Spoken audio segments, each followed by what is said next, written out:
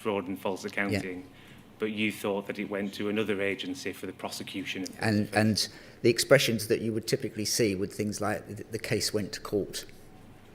And it was, and I now know, because I've pored all over this and I've checked all the figures, that about a third went down that route, but 2/3 were the Post Office taking the decision to prosecute themselves.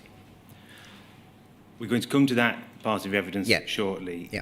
You now know that whilst you were a non-executive director and managing director, that the Post Office, alleged to be the victim of crimes, it investigated those crimes itself and decided whether to prosecute. I do, yes. Do you accept that a company's involvement in prosecution such as that inherently creates risk for the company? Yes, I think it must. What do you think those risks are?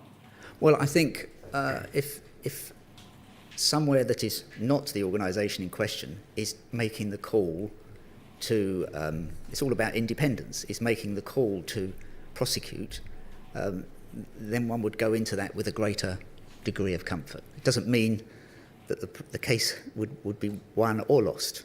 It just means that there was probably a higher bar to be cleared before a prosecution was initiated. Now, a lot of the evidence in these cases was, on the face of it, quite compelling, but that's not really the point. The point is how much independence is there in the thought process. You say you weren't aware of a Post Office's position as making decisions on whether to prosecute. Assuming you had been while you were managing director, the risks you've described, would you have foreseen those at the time? I would have been uncomfortable because I would not have encountered that before. So I would have probed the principle, and it would be hypothetical for me to say what might have happened, but it's an area that I would have gone down to say, well, how then are we comfortable that we're doing this? And if the power is the power, what level of independence could we build into that decision-making process inside the Post Office? So, the Post Office had many strands to it. I don't know whether this was the case, but I would have, at the very least, looked for line manager sign-off, in the operations area rather than the legal area. So it should be something that just legal would do. But that's all hypothetical, probably not helpful, to be honest. Well, let's turn to look at your actual knowledge and what you say in your witness statement. Can we go to page 21, please, of the statement?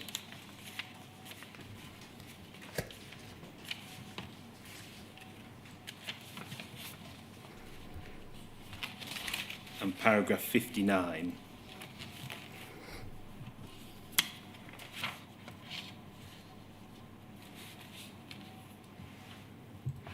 Talks about the Risk and Compliance Committee, and about 5 lines down you say, to the best of my knowledge, the Risk and Compliance Committee was not given any information or reporting, nor did it have any oversight of the prosecution of SPMs. As a result, I did not take any steps as a member of the Risk and Compliance Committee to ensure that POL was acting in compliance with its legal obligations in relation to those prosecutions and civil proceedings against SPMs. I was not aware that they were taking place. Correct. So where you say you were not aware they were taking place, what precisely do you mean? It's probably not sufficiently precise. I knew there were prosecutions, but prosecutions by the Post Office as opposed to from somewhere else was what I was talking about. So what did you think happened in terms of who did you think did the investigation? Oh, the Post Office investigation. There was an investigations team. They did the investigation, and as I said, the expressions were used like this is going to court. I had assumed that the police/DPP had been involved. I mean, I shouldn't have presumed, but I did presume, sadly, and that we were then. It had gone to court. Was the expression they used. I had not encountered the notion of an organisation that could make that decision on its own. And I suppose I had too much assumed knowledge. And when you see the words that were written, I can see why that view still perpetuated in my mind, because it didn't overtly say, we have taken the decision to prosecute. So one of my regrets, that I didn't pick up on that earlier. Well, as I understand it, it follows from what you're saying that when you became the managing director, no one within the company, Post Office Limited, thought it necessary to tell you, and by the way, we prosecute people in the sense that we don't just investigate them, but we initiate and conduct the prosecution. Is that it? Yeah, that's correct. And it may be that they assumed I knew that. Well, there may have been many assumptions, but that's the state. Yeah, that was as far as your evidence is concerned. Yeah. Yes, that's right. That was the point I was trying to get across. It's quite subtle, but it's very important. Well, can we look, please, at poll 30021418. This is a note of the Risk and Compliance Committee meeting on the 29th of September 2005. You'll see at the bottom your apologies, which means you weren't in attendance. Correct. Do you remember reading these minutes? I don't. I mean, this was 18 years ago, whatever. I don't remember. I'm sure I would have been sent them. I did not typically, while I was a non-exec, I did not typically attend this risk and compliance meeting. And I didn't realise obviously I must have had the minutes, but I didn't realise I was being recorded as not in attendance. But I would have received the papers, I'm sure. And would you have read them? Yes. I'm a voracious reader. So. Could you please turn to page 6? And the bottom of the page, please. Under updates on major incidents, it says Post Office Limited has a principle of undertaking criminal prosecutions for all cases where it is in the public interest, but noting that likelihood of recovery and circumstances of the defendants and victims may be relevant to that decision. That's saying in terms that the Post Office made decisions to prosecute, isn't it? It does. It's not how I read it. This is my regret. I mean, there was a sort of high and mighty tone sometimes there, and people, it fed a sense of self-importance. It never occurred to me, reading that the Post Office was the sole arbiter of whether or not that criminal prosecution would proceed. I felt what they were saying was, we agree it's proceeding, but somewhere else had to agree to it going ahead. Where did you get that assumption from, that it was somewhere else? I had never come across a situation before where a trading entity could initiate criminal prosecutions themselves. So I'm not blaming others for this. It's my misunderstanding, but I just not encountered that type of situation, and I would have just read those in the vein of, we agree it should be done. Do you think you should have known that Post Office was making those decisions? I think I should. Yes, and that's clearly there are many regrets on many aspects of this, but that is one of mine that I didn't understand. I was going to call it a subtlety. That would be an insult. It's not a subtlety. It's really important, but it was a different nuance on it. Could we please turn to poll 30021421?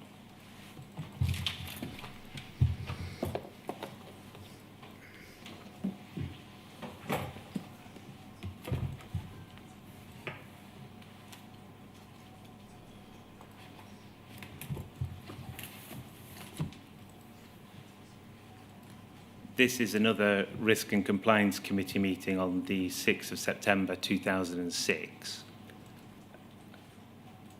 At this point, we see that you're in attendance as a member. Because I was then the managing director, yeah. I think Sir Mike Hodgkinson talked yesterday about the debate about the appropriateness of me being there or not as an executive, but I felt quite strongly that this would be a committee that I should attend as managing director. And why was that? It's something I've done in all the companies that I've chaired or been involved in since. I always go to the Risk and Compliance Committee because that's where a lot of the detail is, and putting it crudely, that's where the risks lie. And I've always worked in regulated businesses, so the word compliance is quite important because you're working to a set of statutory rules for many of the different products that we were selling. And so compliance with those rules feels like a really important thing for the boss to have his head round. Could we turn, please, to page 4 and go to the bottom of the document? It says Investigation Activity Report, Investigation Activity Period 5 Report, and it refers to Dave Pardoe presenting the key points from the monthly investigation team. Do you recall who Dave Pardoe was? Well, I assume he was a member of the investigation. I recognise the name, but I can't see him in my mind's eye, and I assume he was on the investigation team. I don't know. And what did you think the investigation team did? Well, they investigated all aspects of fraud, and just to make it plain, more cash went through the post office organisation than any other organisation. 80 billion a year.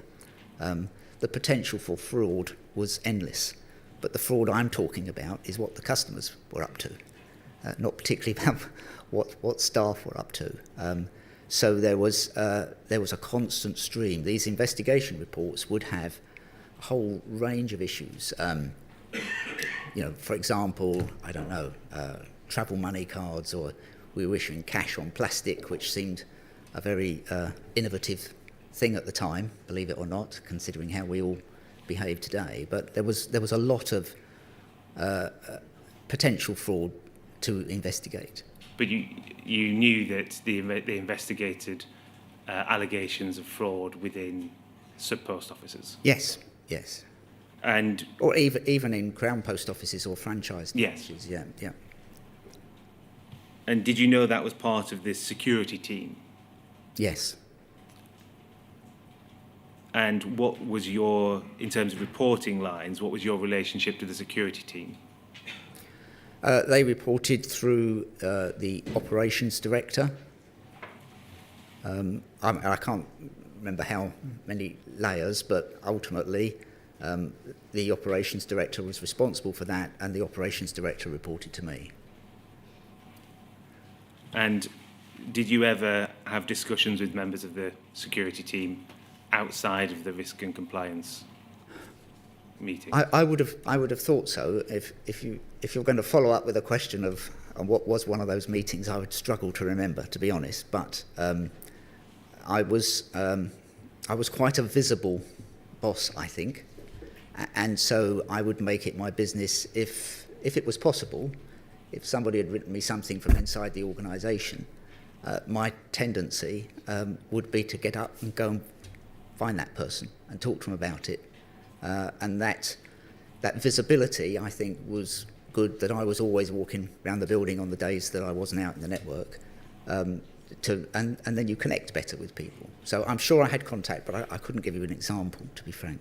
But with that visibility and the likelihood of talking to them, your evidence is still that at no point in the years that you were managing director, anyone in the security or investigation team raised the fact that they made decisions to prosecute. Well, that is my position, definitely. I think it's sometimes what's said and what's heard. And the problem that I was bringing to the piece was I just had a presumption, and I didn't hear something sufficiently categoric to say what You mean we decide on our own and no one can stop us? I never asked that question. Well, no, when I say I never asked, I did obviously when we got to the Computer Weekly article, which we'll get to, but prior to that point, I had gone through not picking up that. And I'm not blaming them for not spelling it out enough. I'm to be frank, I'm blaming me for not picking up on it. So people can say things and they feel that's okay, he was okay with that. Well, I wasn't okay with it, I just didn't really appreciate what was meant.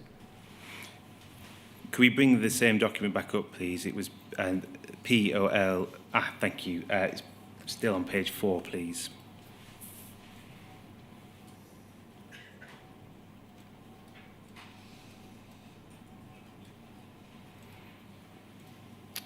It goes on to say what was in the report. It says, in particular, the report focused on the Accrington DMB, that's directly managed branch, is it? Yes, yeah. Of a £600,000 fraud. Successors using Proceeds of Crime Act. What does that mean to you? I don't really know, to be honest. Well, was it the case that you were discussing the Post Office Limited using the Proceeds of Crime Act to recover? Yes. So if that's coded speak for Post Office making prosecutions, then so be it. That's not necessarily what I read it as. That's not what I'm putting to you. I'm putting to you that is refers to a discussion of Post Office Limited using the Proceeds of Crime Act to recover funds from persons it's accusers of theft or fraud. Oh, okay. Yeah. Would that have happened? Would that conversation have happened? Well, it's in a report that I would have received. We know you were at this meeting. Yeah. Yeah. Yeah. I can't remember the conversation, obviously, all that time ago, but... and it says, and the better targeting of audit resource on dishonest branches. Dishonest branches, that's referring to Subpostmasters accused of theft, fraud and false accounting, isn't it? Yes, it is, yes. Well, I don't think it's just Subpostmasters, but you know, if there were problems with a branch, there were many different types of branches. I mean, a significant quantity of the branches were franchised to supermarket chains and high street retails. You know, so there was a group of directly managed branches where the staff in them worked for me.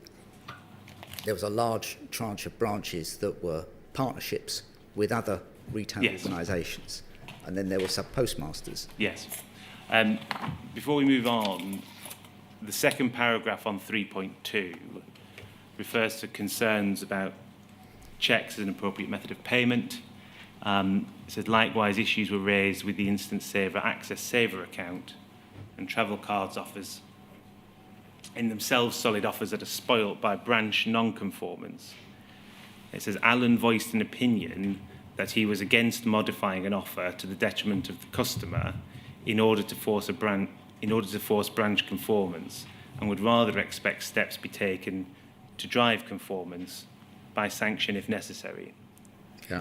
What sanction is that referring to? That doesn't really sound like me, but yeah, it would be if we had to stop. And don't forget, checks were still a big thing back then. If we had to stop taking checks because we had people that couldn't handle the check correctly, that seemed disadvantageous to customers. So what we needed to do was to find a way of making sure that we followed the right procedures. Now, very often, I have to say that the challenge was the procedure was cumbersome in the first place. So it is harder to conform if the process is complicated. So this was, I spent many years in customer operations. It's the line I grew up in, and you can engineer these problems out by changing processes and procedures, and you can't make them foolproof, but you can design, if you're not careful, processes that make it more likely that people will make mistakes. And one of the things I did as part of my induction when I became managing director rather than chief exec was I did the Horizon, the fast version of the Horizon training course. And I went and worked at my local Crown office for a day, which was probably one of my most stressful days. Yes, well, post office, but it showed to me that it was a complicated thing to do. Okay. I want to show you another document, please. It's POL 48361. And this was a document that was given to you this morning. Oh, right, yes.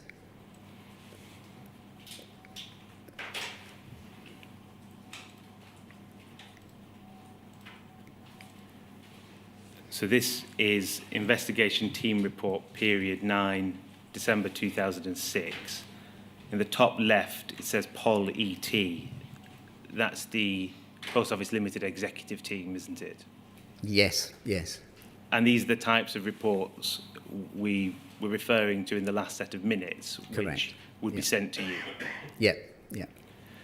And you see in the top right, it says it's from Tony Utting with the job title National Investigation Manager. Mm-hmm. Do you remember working with Mr. Utting? I don't, to be honest. No. I recognise the name. It depends what you mean by I remember working with him. I knew the name, but I can't place him now after all these years. When Mr. Utting gave evidence to the inquiry, he said that he had acted as designated prosecuting authority to make decisions on prosecutions. Right. I assume you can't agree or disagree with that. No, that's the first I've heard of it. Yep. If we look down below the investigation, it says Investigation Team Report, the title there, and it says beneath that the principal aims of the investigation team are to stop criminal offences taking place, apprehend and prosecute those who commit offences against us in order to maximise our recovery and reduce loss to Post Office Limited and its clients through the identification of areas of weakness. It goes on. Yep. Again, this is saying in terms that Post Office Limited prosecuted people, isn't it? No. It's the same point. I do understand and accept the point. I still didn't take out of it that we were the final decider in so many cases to prosecute. I mean, this report just, I saw it this morning, just reminds me the scale of activity in an organisation that handles so much cash. So there's so many things going on here if you look about different types of product, the risk of fraud, and primarily to me, when I was hearing the word fraud, I was thinking it was we or the Bank of Ireland was being defrauded by customers. And, very often it was, but there was another dimension, which was staff as well. Well, if we turn to page 3, please.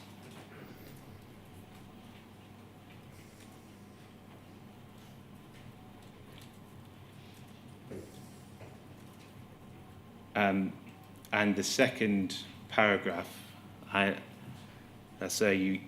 sure I'm going to get this wrong. I think it's the Gairwin Post Office branch. I can see a wry smile. I probably have got that wrong, but anyway, this refers to the prosecution of Noel Thomas, a core participant in these proceedings. And it said the Subpostmaster pleaded guilty to false accounting by inflating his cash account by approximately £48,000. It goes on to describe the case. You would have seen this at the time, wouldn't you? Yes. So the screen's just gone blank, actually. Yes, it's okay. Just, yeah, right. And £48,000, that's a significant loss to the business, isn't it? Yep. Yes. And the idea of these investigation reports is that you get them on a monthly basis. Is that right? Yeah. Yeah. And it enables the executive team to trace through from the point of a loss is found right through to the outcome of the case. Correct? Mm-hmm. Yes, sorry. Is it not the case that whilst this case was going through and you received updates on it, at some point you would have been told that a decision had been made to prosecute? Well, I think not really. I don't think that's the case. These cases were reported on, and if they went, and as I said, the terminology, and it's even used in that particular paper, went to court. Well, they went to court, didn't they? Even Yes. if the Post Office made the decision, the case went to court. Well, those two things don't quite go together. So it went to court. I had not assumed that we might have wanted it to go to court, but I didn't realise that we had the power back then to take it to court, regardless of what anybody else might think. If Post Office Limited had been dealing with the CPS or the police to handle these types of cases, would that have been described within Post Office Limited that CPS was a stakeholder? Well, about 30% of them went down that route, I now understand. That wasn't my... Oh, okay. But I never saw a differentiation. Nobody ever, it wasn't who decided, it went to court. And as I say, I now understand, I sat and worked it out the other evening, that just under 30% went that route. So the majority were the Post Office making that call, but I had not appreciated that at the time until late in 2009. Well, we'll come to late in 2009 shortly. How do you think that prosecutions were overseen in Post Office? By the investigations team. And so is it effectively that, what is your evidence effectively that the investigation team and the security team maybe ran the investigations, but at board level, there was no oversight? Well, it reported up through the operations director, but we wouldn't have been progressing each case at board level because the organisation was just too large. You wouldn't be looking at individual cases. If something notable happened, and that Welsh one was notable, I guess, and it got its whole paragraph. But when I would have read that, I would have seen that the postmaster pleaded guilty. My concern now, I understand, is that the postmasters were being advised to plead guilty even if they thought they weren't, in order to reduce... We're looking at the decision on prosecution. Let's look Sorry, I digress. Another way. Yes. Yeah. Are you aware that the Central Legal Department in Royal Mail Group provided legal advice on the prosecutions? I assumed they did, yes. I took comfort from the fact they were there. So you knew that Royal Mail Legal had some involvement? Yes. What did you think they were doing? Well, they were. It's not an unusual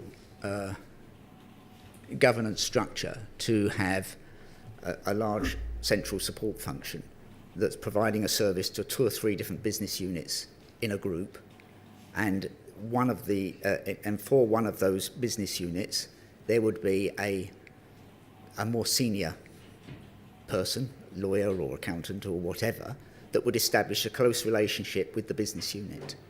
But their main boss would be the central function. Now, if you're in that business unit, you take some comfort from the fact that there's a more high-power individual in Royal Mail Group that is exercising technical oversight over what those people are doing. But what did you think they were taking oversight of for you to gain any comfort? The quality of the legal decisions being made. And what were the legal decisions being made? Well, there was a whole variety of things. We had, fraud on post office card account, and there was loads of activity going on that was nothing to do with Horizon issues and Subpostmasters. Right. So let's focus purely on the decision to prosecute. Yeah. Did you realise that? Oh, sorry. Let's make it broader than that. The investigation of sub-postmasters for theft, fraud, and false accounting, and the subsequent prosecution. Did you think that the Royal Mail Group legal department had any involvement in that? I would have thought they'd have had oversight, yes, Why did you think that? because they were responsible for the legal function.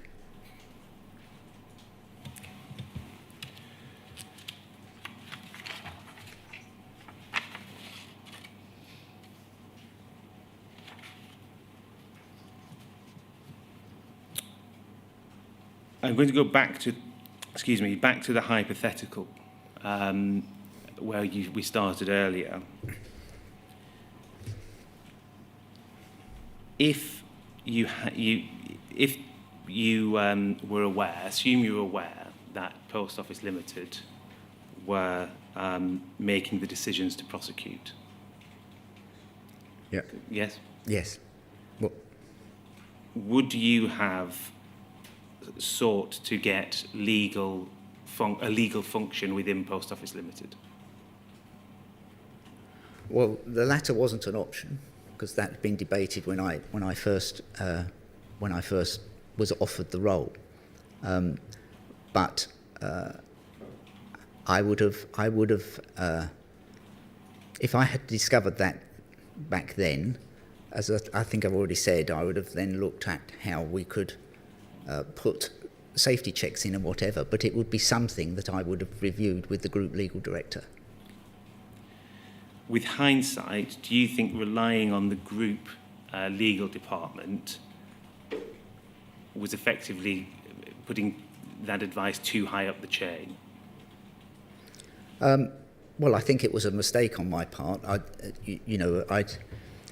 shouldn't have allowed the organisational structure to give me any sense of less of an accountability because I was accountable.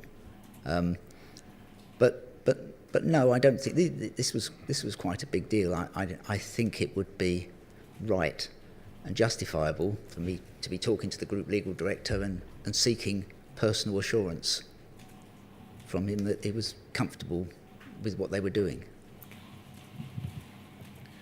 So I'm going to move on to another topic. I know it's slightly early, but I wonder if it might be more sensible to have a break there and then have a longer break until we swap.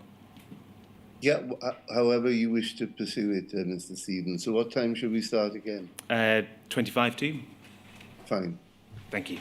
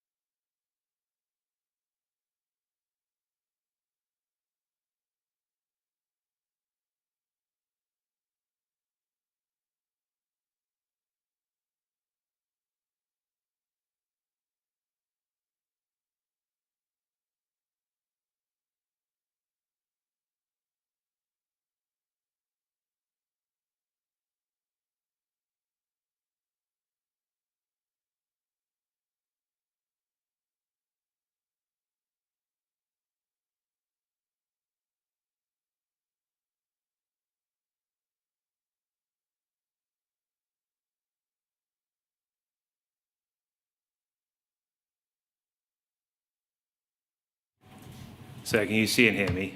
Yes, thank you. Yep. Thank you, sir. I apologise. I'm going to have to go back to the topic I was just covering. We've given a new document to Mr. Cook, which he hasn't, I don't think, seen before, or at least not, and I shouldn't say that, hasn't seen recently.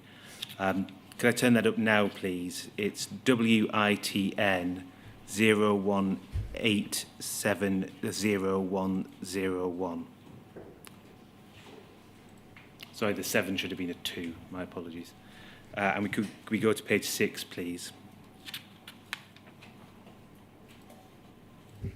Mr. Cook, this is a letter dated 3rd September 2008 to Mr. Sabet. Have you seen this recently?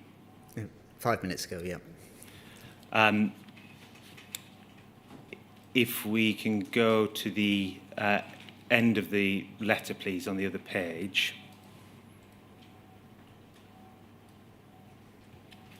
It says, yours sincerely, and then we've redacted that, but it says Alan Cook. Did you sign this letter? I would assume so, yeah. Could we go, please, back to page 1? Oh, sorry, I'm so sorry. It's page 6. I meant page 1 of the letter. That's very misleading of me. Can we go to the bottom, please? Thank you. So it's referring to previous correspondence about disputed accounting errors.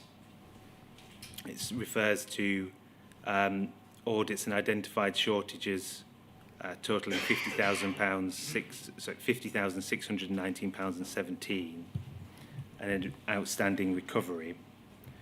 The last paragraph says, in terms of the decision to issue court proceedings, the investigations undertaken by the Post Office Security Team are to decide whether there is a criminal case to answer. This is independent from any action that may be taken by the contracts team, whose role is to focus on contractual related issues only. I believe that Carol Ballon, Contracts Manager, has made this differentiation quite clear during one of the several conversations he's had with you over the past few months. It gives me no pleasure to write a letter such as this. I'm truly sorry for any impact this situation may have on your family. At the same time, I am mindful of the cash and stock we're accountable for our public funds. The decision to issue legal proceedings is never taken lightly. The alleged offence of fraud against you are, however, of a sufficiently serious nature to support that this is the correct course of action to take. That decision, therefore, remains unchanged. This shows, doesn't it, that you were aware that it was the Post Office Security Team that made decisions on whether or not there was a criminal case to answer? Well, this is another example of the same thing. That is not how I read it. Right? And we would never, clearly, we wouldn't have wanted anyone prosecuted where we didn't believe we wanted to prosecute, but I didn't believe that we were the only party that made that possible. If you Mr. Cook, before you sign letters, you presumably satisfy yourself that they're accurate. Yeah, well, it's how I read it at the time. Yeah, so I do. You satisfy yourself they're accurate, and how did you do that? How would you have done that in this case? There would have been a file of papers with this, typically. So there would have been I forget the beginning. Was this responding to a letter from Mr. Sabet? Yes. I remember. Yes. So there would have been his letter, a report from the relevant part of the organisation, and this letter to sign. And they would have drafted the letter. Over the course of working there for a number of years, in responding to this letter, you would have known, wouldn't you, that Post Office Limited made the decision to prosecute in some cases? I didn't appreciate it was their sole decision. Clearly, we would have to have decided it wanted to happen, but I still felt that it wasn't the Post Office's power to do so. So it's the same point that I was making before the break. I'll move on. I want to look at knowledge of horizon, please. Could we take your witness statement at page 8, paragraph 27.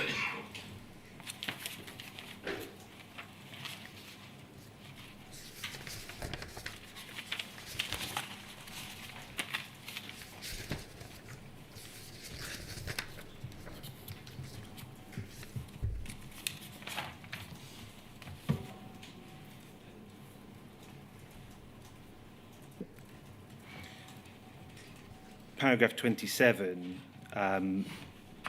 talks about knowledge of Horizon as a non-executive director. And I think it's about roughly 8 lines down. You say, I recall asking about reliability in terms of system availability and accuracy. What do you mean by system availability and accuracy? In terms of was it there when it was meant to be there, if you see what I mean. So when the day started, if you turn the thing on, was it available? And in fact, later on in my time there, that did become an issue where the system wasn't available. And a lot of the work of the subsequent development of Horizon was to make it run faster, more efficiently, and definitely finish all its overnight processing before it needed to come up in the morning. So that's availability, and then that it all worked and the screens didn't lock and all that sort of stuff. And it produced accurate accounts? Sorry? And it produced accurate accounts? Yes. Okay. But accuracy was a much broader term than just the accounts. It was obviously, did it perform correctly? If I'm doing a road tax disc, when I press this button, does it produce the right road tax disc, for example? You go on to say, availability seemed to be good, and I was assured at the time that there were no critical bugs or defects. Who assured you? Well, I can't name individuals, but when I was doing my rounds, I was met with people in the operations area and got demonstrations. Certainly, one of the two, David Smiths, would have been one of the people that I sat down with, the IT guy, to talk me through the system, its history, its current level of performance.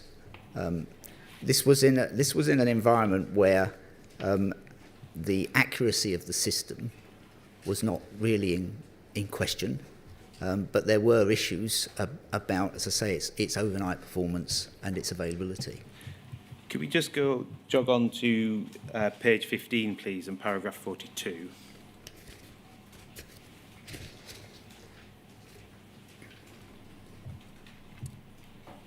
There you say, I've been asked whether I was ever told that there were no systemic issues with Horizon or problem with integrity prior to February 2009.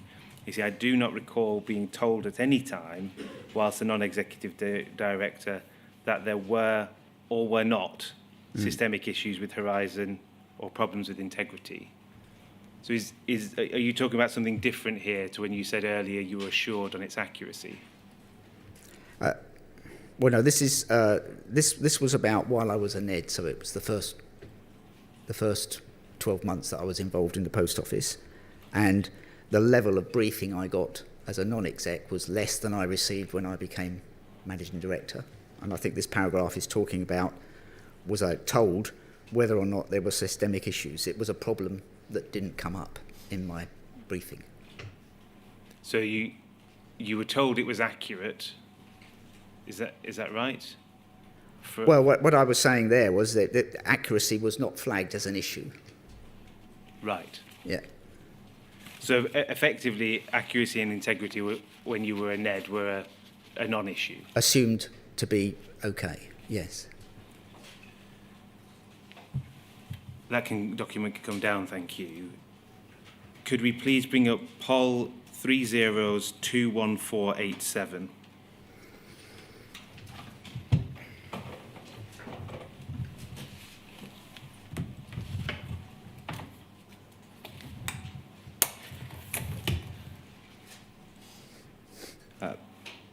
This is a minute of the board meeting of Post Office Limited on the 23rd of February 2005, and that was your first board meeting you attended as a non-executive director, wasn't it? Yes, it must have been, yeah. Looking at the attendance list, who there was responsible or had expertise in IT?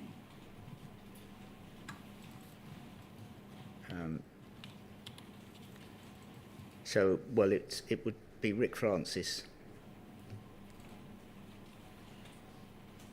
as the operations Rick director. Francis. Yeah. So people like David Smith that I referred to a moment ago worked for Rick Francis. On the meeting was David Miller as well, Chief Yeah. Operating Officer. What did you know of his background? Well, I'd never met him before I joined. He'd been at the post office for many, many years and seemed to be the font of all knowledge, if you see what I mean. Seemed a respected guy. When I arrived, this is when I'm a non-exec, that's right.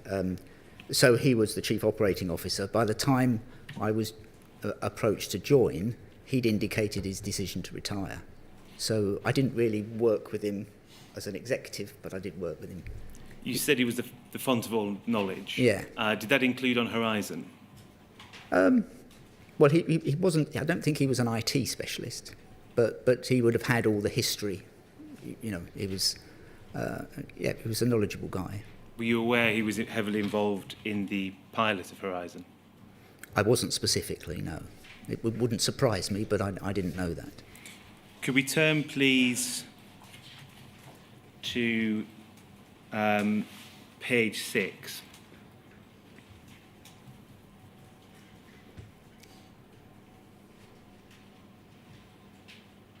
And if we could go down so that's perfect, thank you. Now, this is a discussion on Horizon Next Generation, which we've been calling Horizon Online. I don't want to cover Horizon Online now. I want to look at F, where it says assurance was provided to the board that the new system would have at least a similar standard of current capability. Do you recall there being any discussion on the adequacy of what's called Legacy Horizon, the model of Horizon that was running at the time? No, my obviously this was my first meeting, but my impression was there was a level of contentment with the functionality of the system, but not its running cost and occasionally its availability. So I believe this next generation proposal was about making it cheaper and faster to run. When you make it faster, you make it cheaper. But and so the guarantee that was being given was that it wouldn't reduce the level of capability. There'd be no point in making it run faster and cheaper if, in fact, there were things that we used to be able to do that we couldn't do anymore. Was there anyone on the board asking probing questions as to the capability or the adequacy of the systems? Well, my impression attending this board meeting, my very first one, was that we were treading ground that everybody in the room had already discussed apart from me. Because the vast majority of people on that meeting were the management team. So I'm sure they would have debated it before it came in. So if there was challenge within the management team, I didn't see it. That didn't mean it didn't happen at an earlier meeting. But the only people I suspect that were looking at this at that meeting for the first time would have been, I assume, I can't remember the attendees, but Mike Hodgkinson, I assume, would have been there. Myself and Brian Goggin, if he was there, would be the only people that were seeing it for the first time. See what I mean? And was it not precisely your role as a non-executive director to challenge the... It was. It was my first meeting. I can't remember what I asked, but I remember, and I've commented in my witness statement, that one of the things I would have imagined I would have commented on is that if you're trying to make the system run faster and more slickly, it is quite dangerous to try and start changing the functionality at the same time. Right? Because the way you test it is to produce, does this run faster, cheaper and quicker, and does it give you the same answer? If you start changing the functionality at the same time, it makes interpreting the test results more difficult. Now, of course, the problem is that relies on the fact that you are comfortable with the functionality that is already in place. So any counsel I would have offered would have been on the assumption that the system functionality was sufficient, was that we should try not to change the system functionality and focus on the real objective, which was to get the thing to run faster and cheaper. Please can we turn to Poll 30021420.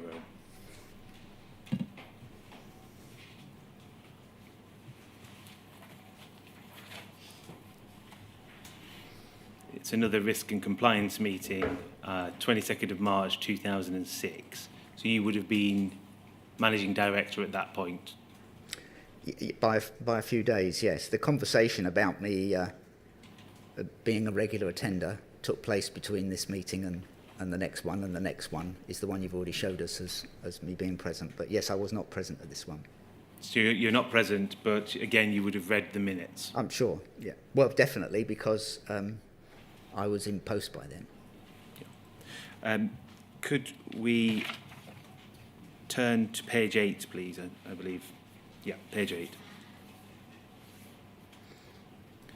There's an appendix to this concerning the impact programme, which the inquiry had significant amounts of evidence on. It says impact on the Pulse accounting system has moved on significantly since the last report to the Risk and Compliance Committee. The system is not yet processing all transactions correctly, and so the end state of the Pulse ledgers, which automatically interface to the main business account, has not yet been achieved. Do you recall reading that, and can you tell us what your views on it were? I don't remember specifically. I can't interpret from that. Is that something that's in a testing phase, or is it something that's meant to be in production? Well, do you remember what your views? No. What I'm saying is I don't remember what I might have said. Well, I didn't say anything because obviously I wasn't at the meeting. But if I read that, my first question would be, I can't tell from that paragraph whether this is something that's in production and being used, or it's results of testing that they're working on. Because it talks about it's moved on significantly since the last report, sort of implies that these are test results, but I don't know. So you would have needed to follow up with further? Yeah, I wouldn't have understood that.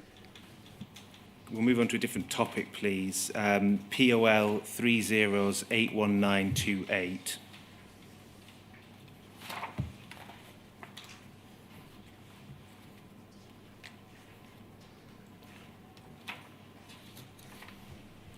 If we could turn to page 13, please.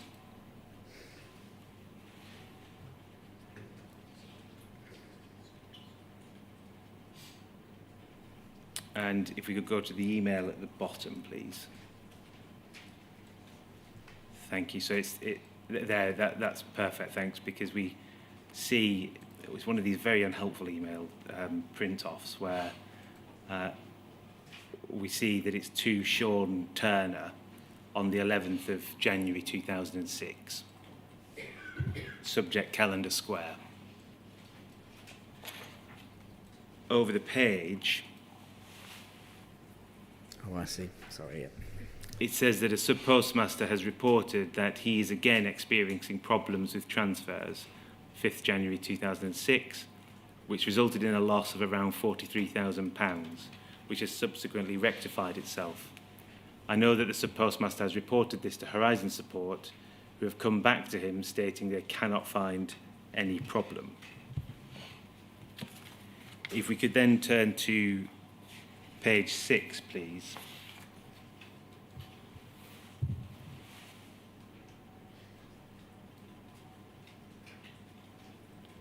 If we can go down to the second email in the chain. Thank you. This is an email the inquiry's seen before. It's from Anne Chambers to Mike Stewart, both within Fujitsu. And it refers to the same issue, Calendar Square.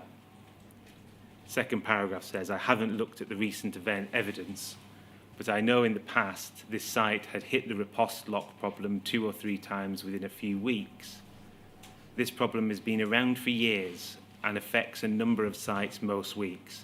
And finally, Escher say they have done something about it. I'm interested in whether they really have fixed it, which is why I left the call open to remind me to check over the whole estate once S90 is live. So this is a problem appears to have caused a significant discrepancy. And these are both Fujitsu people, did you say? These are Fujitsu people, yes. Yeah. But you accept it's a problem that caused a significant discrepancy? Well, I don't know. I'm just reading this. I assume it must have done. I've never heard of the Repost lock problem before. Well, let me put it this way. If there was a problem which had the potential to cause a discrepancy of over £40,000... I see, because it relates to the email. Yes, okay. Yeah. And it had been around for years, affects a number of sites most weeks, that's a significant concern, isn't it? Yeah. I don't know if that problem is the same as the discrepancy, but... It's the same email. As I say, we see at the top, calendar square. All I'm saying is I don't know if that has produced I see. The discrepancy. If you can go up in the chain, please.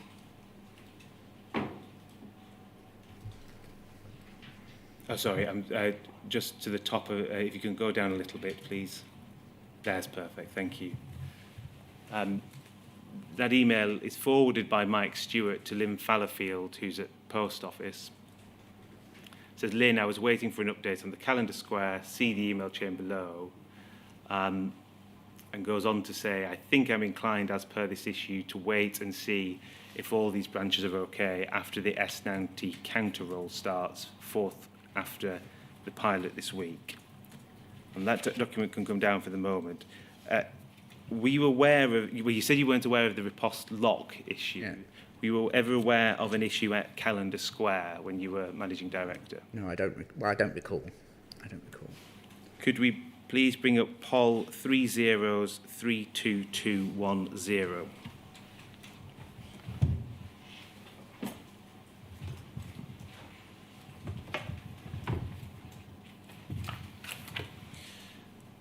It's a board meeting on the 20th of April 2006.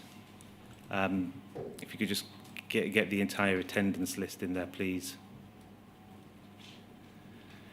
So looking down that, in terms of IT people, you earlier identified Rick Francis. Mm-hmm. Is there anyone else who had an IT background there?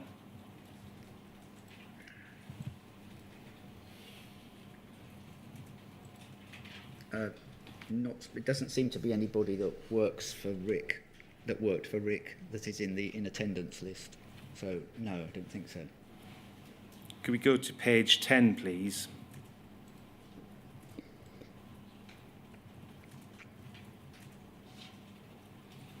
And down to the operations report section. It says Horizon S90 release. So we saw do you remember we saw in the last email, it says that the problem would be fixed with S90. Yeah. It says this release would, and it lists a number of things it would do. One, transfer bureau debit credit card transactions, more to do with debit and credit cards, some generic payments. And then 4, provide for a plethora of change requests across a variety of existing capabilities. Did the board interrogate what those changes would be? Well, I can't remember, but that would be something I would normally challenge. You know, a plethora of change requests is you get great detail on the first 3, and I'm sure they're bigger. And I'm sure those things will be individually smaller, but if it's a plethora of them, to use the word, then that suggests it would require probing. But I don't recall the conversation. I'm just reading it cold here. But. Well, based on how the minutes were created at Post Office Limited, mm-hmm. If there had been challenges, would they have been recorded in the minutes? I'd have hoped so.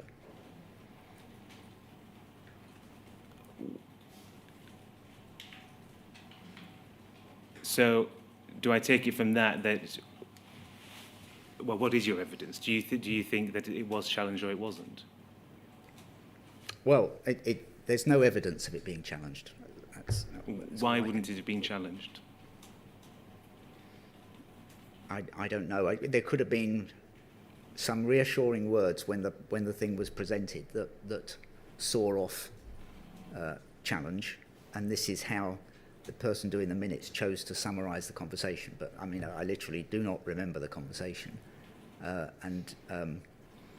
But there is clearly no documentary evidence that that fourth bullet was probed. Do you think if there was a non-exec on the board with IT experience, that might have been challenged, or is more likely to have been challenged? Yes. And interestingly, in roles more recently, it's become much more common for IT senior or recently retired senior IT people to join boards of all sorts of businesses. So I chaired a small bank and we had an IT professional on the board.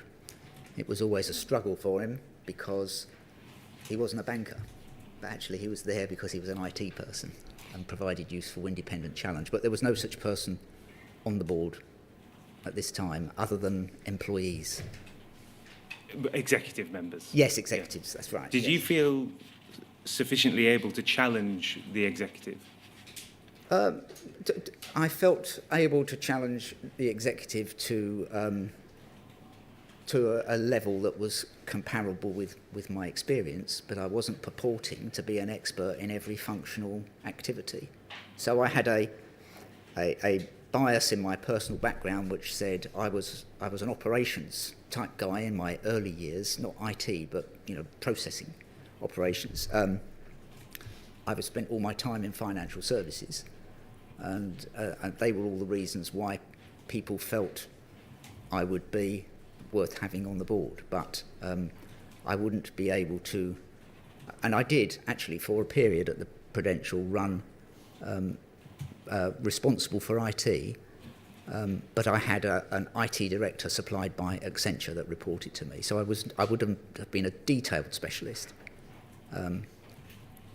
At any point did you ask for more support with IT to be able to challenge the executive in a more adequate way? Well, the point was that there wasn't an appetite to have other non-execs on the Post Office Limited board, and we did have the group IT director sitting on the Royal Mail Holdings board. And as I said, what was happening was these things were going up to Royal Mail Holdings board, and there was more challenge available there. There was a group legal director, there was a group IT director, and whilst they were employees, they weren't branded just Post Office, so there was a level of independence in their interrogation. And I don't think, I have to say I didn't ask, but I didn't ask because I didn't expect the organisation would want me to be looking for independent non-execs to go on the Post Office Limited board. Let's just stand back a bit. The Horizon obviously records transactions for the Post Office business, yes? Sorry, say that again. Horizon records transactions for the Post Office business. Yes. And it provided the data from which the statutory and management accounts would be compiled. Yeah. And as a director, you had to have confidence in that data to be able to sign off on the management and statutory accounts. Yeah. So it follows, does it not, that you needed to be in a position to satisfy yourself that the IT system that generated the data was sufficiently robust and reliable. Correct. And one of the ways any board would get that level of comfort is from the external auditors. And the external auditors would come in and they would run software against the system that was the primary driver of the business, and would run their own reconciliations to make sure, does it add up this way? Did I say it? Does it add up that way? And does the answer come the same? And they would have run, and it's sort of proprietary software that's used by auditing firms to validate the financial integrity of a system that they're auditing. That type of audit has the concept of materiality, doesn't it? Yes, it would. Do you want to? Could you just explain what that is? So it wouldn't have to reconcile to the penny, but it would have to, but we're not talking about the penny in these instances here, are we? It's so you should. It's a pretty reliable way of proving whether or not a system is reconciling. that works, as you say, for statutory accounts. In terms of Yeah. the sub-postmaster who may be facing a... Oh, no, I was just answering your question about No, accounts. I'm asking another one. Yeah, okay, yeah, I agree, yes. It doesn't help the sub-postmaster who... If you're the rounding error, right, that's no joke, right? So every single one needs to work. Because there could be compensating errors, for example. Was anyone on the board thinking of the reliability of the Horizon IT system from that perspective, the sub-postmaster's perspective? I think Rick Francis was focused on his user community. He wouldn't have been thinking just about sub-postmasters. He'd have been thinking about all people, all types of branch that used Horizon to process transactions. There were two audiences, really. What did Horizon feel like for the person on the counter that was performing the transaction, who might actually work for a sub-postmaster, but also what did it feel like for the customer, who's the other side of the counter, receiving whatever it is they're purchasing. So that's Rick Francis. In terms of you as a managing director, did you think about from the sub-postmaster's perspective of yes, how... I did. Yeah, I had... it's only a slight digression, but certainly when I arrived, I felt the sub-postmaster community felt unloved to a degree by Post Office Limited. And one of my early objectives was to try and get close to the sub-postmaster community and try and resolve that. One of the first things I did was establish a strong relationship with the chap who was then the Federation's top guy and the top team. And I started... Can you just say for clarity, can you give a name, please? Colin Baker, his name was, yeah, sorry. And then I started a programme of visits, which in the end I did for the entire 3 years and 10 months that I was there, of going out. And I would, on a Friday, and I would pick a part of the country, and then I would say to the Fed, and I would say to the regional manager in the area, I've got time to visit 5 branches, give me a list of branches that I can go and visit. And I went, randomly visited them. That was the biggest source of information. And just to be plain, it wasn't just sub-postmasters. I visited Crown offices and franchise branches as well. But that was my attempt to keep my feet on the ground as to what the organisation was thinking and worrying about. And for those sub-postmasters in the room, you'll guess, I got plenty of feedback, right? And on that, if I may, sorry. You say in your statement you think you visited about 250 branches over a period of years.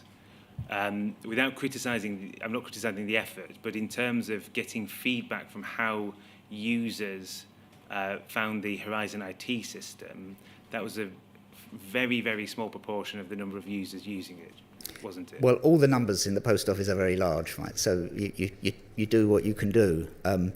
All I can say is that I found the visits illuminating. I can remember being in one village that will be nameless, and the sub-postmistress took me back into her kitchen behind the shop and went through the process of how car insurance was sold and why she couldn't be bothered to sell it because of the tortuous process that was followed, following which we changed it. Yeah, well, so those are individual. Was there anything else you did other than those visits to try to understand how sub-postmasters found the Horizon IT system?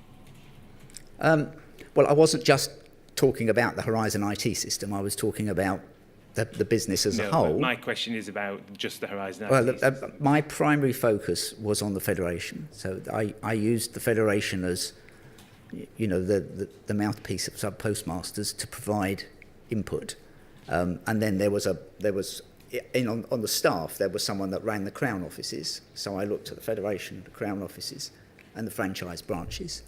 So just so I've got this clear, during your period as managing director, you had your 250 or so visits to branches themselves.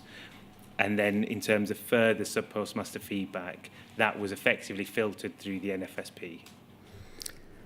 Yes, I filtered sounds a bit harsh, but yes, yes. Well, sorry, it came through the... It came through the NFSP. They were, they were always forthright, vociferous, friendly. It wasn't antagonistic.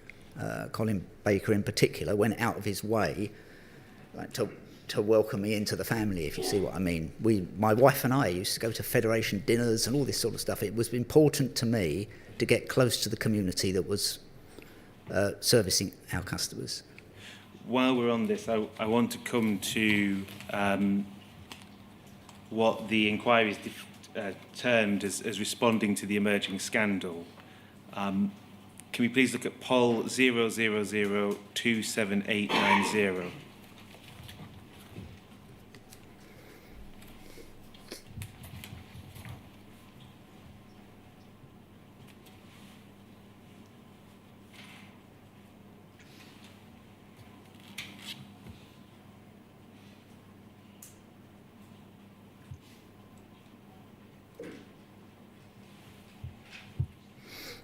Thank you.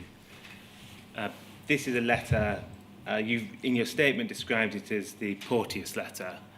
It's sent, we see at the top right, it's Pat McFadden MP, then Minister for Employment Relations and Postal Affairs, and it includes correspondence from Brian Binley, MP, who in turn includes an email from Rebecca Thompson. Yep. Can we look at the email, please? It's page 3, I believe.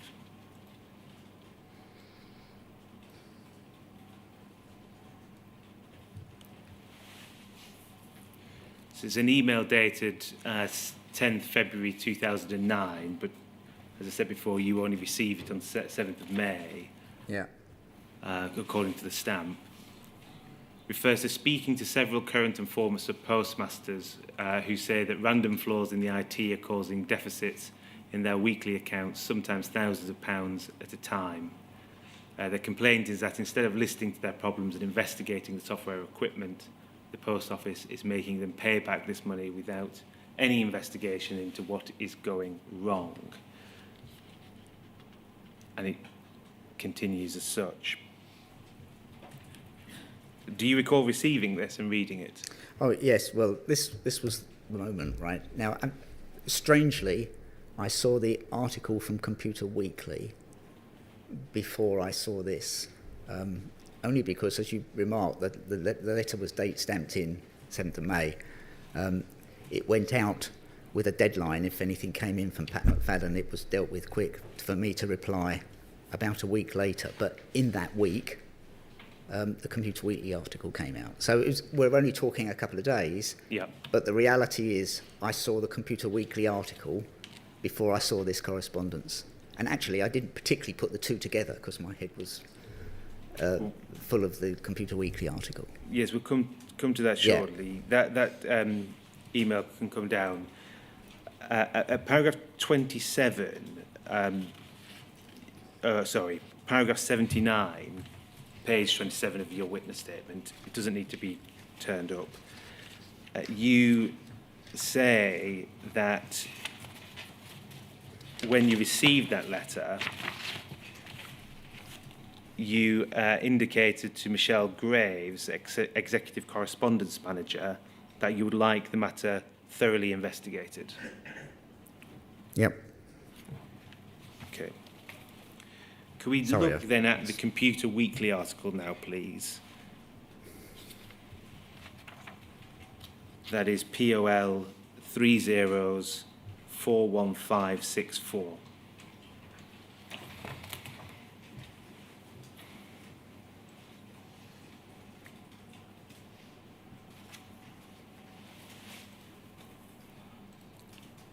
So this is from, as you say, the article's by Rebecca Thompson in Computer Weekly. If we could go down slightly, please. Thank you. And it refers to the case of Lee Castleton. And, well, I'll ask this first. Were you aware of Lee Castleton before reading this article? No. it states that he was declared bankrupt after he refused to pay the post office £27,000. Castleton insists he did not owe the money, although it showed as a loss on the post office's Horizon system, which is used by postmasters to do their accounting. He is one of several postmasters to come across losses they could not explain. If we could turn over the page, please. The second paragraph says, having lost the case, Castleton was left with costs of £321,000. In 2007, he filed for bankruptcy. I was in too deep. I see that now. The whole thing has been heartbreaking, he says. The trial, the Castleton trial, the Post Office v Castleton, was heard while you were managing director. Apparently so, yeah. You say you were unaware of it. I was unaware. £321,000 or money of that amount is a significant debt to be owed, isn't it? So in other words, the legal cost that Post Office spent in pursuing that claim was significant. So just to be clear, when I say I was unaware about this particular case, but we have seen earlier the reports that were being issued, but they were summarised reports with totals on them. So I'm sure this case would have been in there, but it may not have been separately identifiable. So you might not have known the name. That's right. Lee Castleton. Yeah, that's right. But you. I can't remember, but there was reporting. So which we've seen already this morning. And did you not think to ask why there was such a significant legal spend on one case? I just don't recall. I can't. Well, can you think why you wouldn't ask that? I can't think why I wouldn't.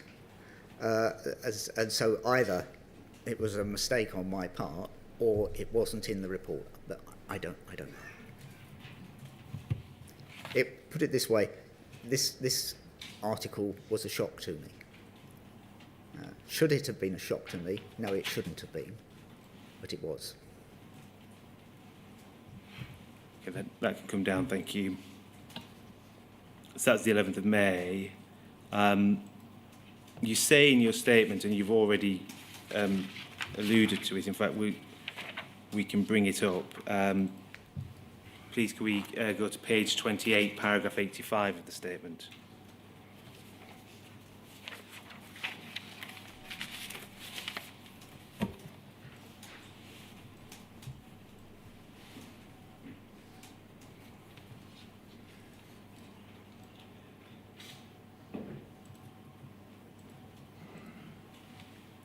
Bottom, you say, at the time I did not connect the Computer Weekly article to the complaint raised in the Porteous letter. Yes, and if I could just expand there, when I wrote that, I hadn't worked out that overlap. I hadn't spotted the date stamp on the letter. So the reason I didn't connect it was when the Computer Weekly article was the first thing I read, not the complaint. See what I mean? So is your evidence now that you did connect the two? Well, I connected it afterwards. What I'm saying is that when I saw the Computer Weekly article, I hadn't seen the complaint case. So do you think when you read the complaint after the Computer Weekly article, you would have connected the two? I can't remember. So I mustn't claim things I can't actually remember, but it seems likely. But can we turn, please, to Poll 20141142?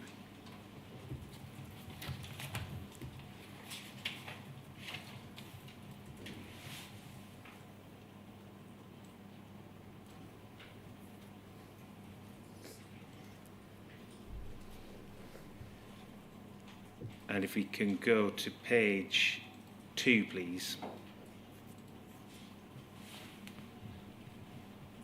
And to the bottom.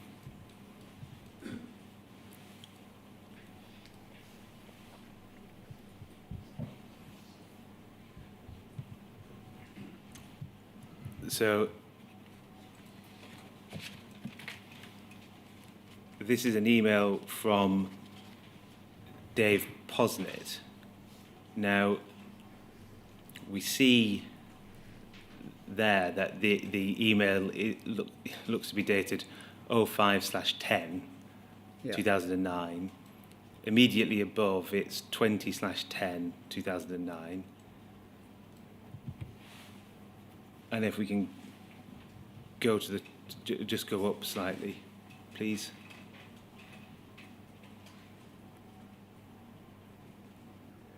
A bit more, please. I think it should be a date stamp. It might be on the other page, sorry.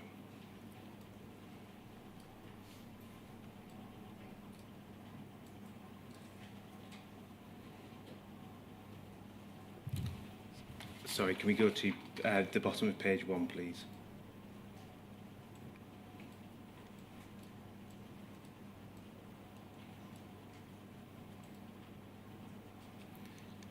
And it gets quite confusing because we've got 05/10, and then further up 02/10. The question I have is, in October 2009, are you aware of any investigation that was requested into Horizon integrity issues? Yes, because it postdates the Computer Weekly.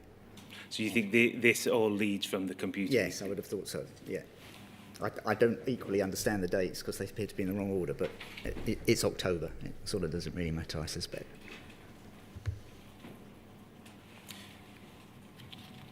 If we can now please turn to POL 20158-368.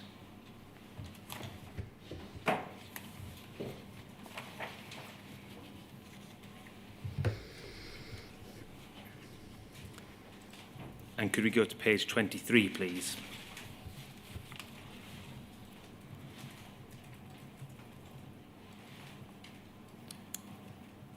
Down to the bottom, please. Thank you. Just slightly up, please. Perfect. Thank you. It's an email from Michael Rudkin. Do you remember Michael Rudkin? Yes, I recognise the name, yes. Obviously I've read this stuff, but before that I recognised his name. I think he was Federation connected in some way. It says, see attachment. I presume you've already seen the article in the Convenience Store magazine. And then there's a bullet point, and the next paragraph goes on to say, this should also minimise adverse publicity to our industry, which is already receiving enough bad press at the moment. Currently, the BBC, Panorama and Watchdog researchers are digging the dirt here in Leicestershire.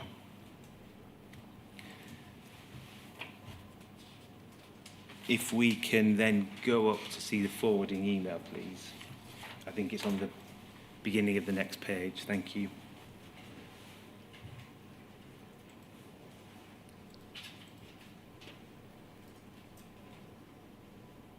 If we could go to the sorry, that was my fault, but yes, there we go, the Alan Cook email. Thank you.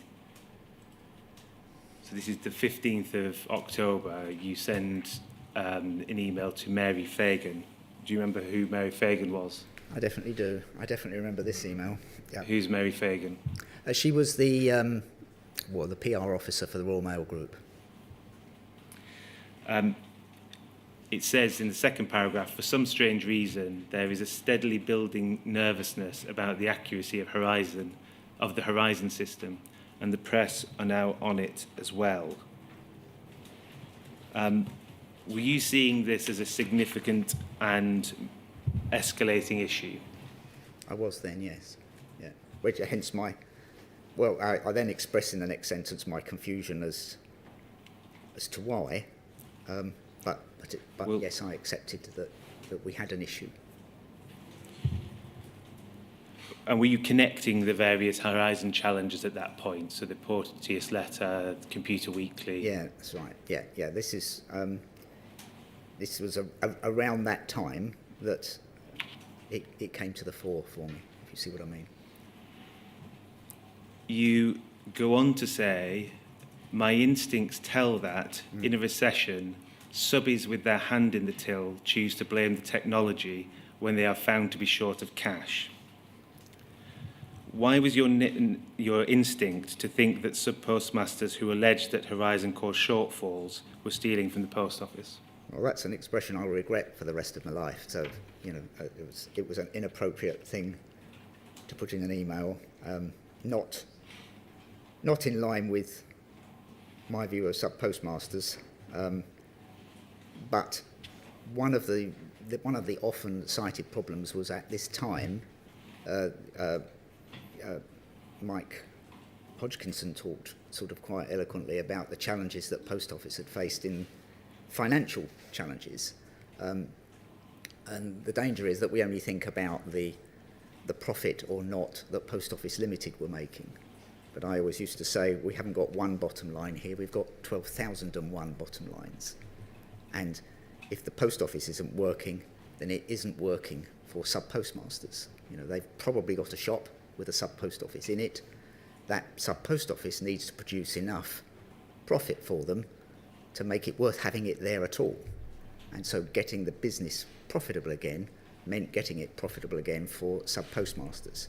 We had been through a few years when I joined, when I don't think the post office earnings for sub-postmasters were worth the effort they had been putting in.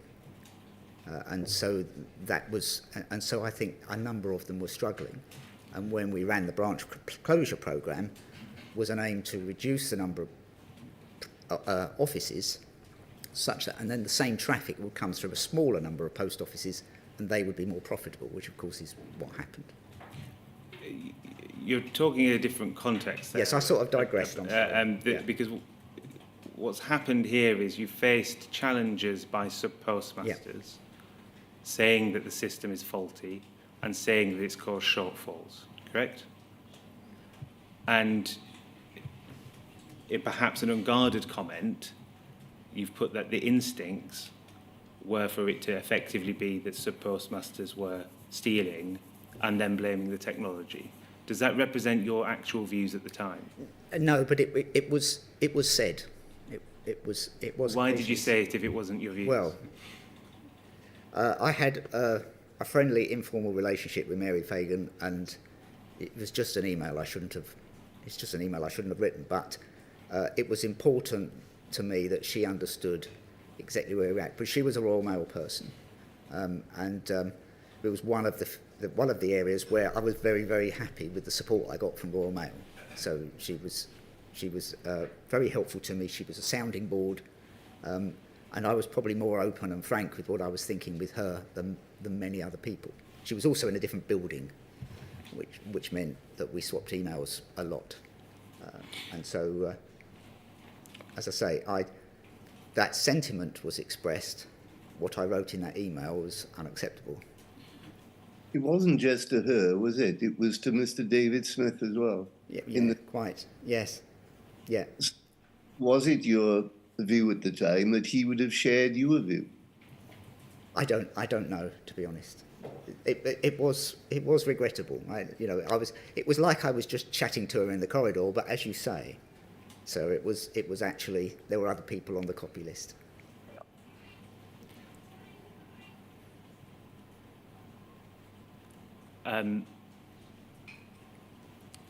You said earlier that you were very shocked when you read the Computer Weekly article, correct? Yes, yeah.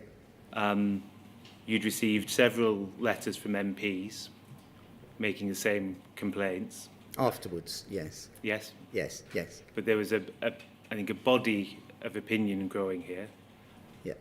Or at least a body of complaints, I should say. Yes. And you say at this point you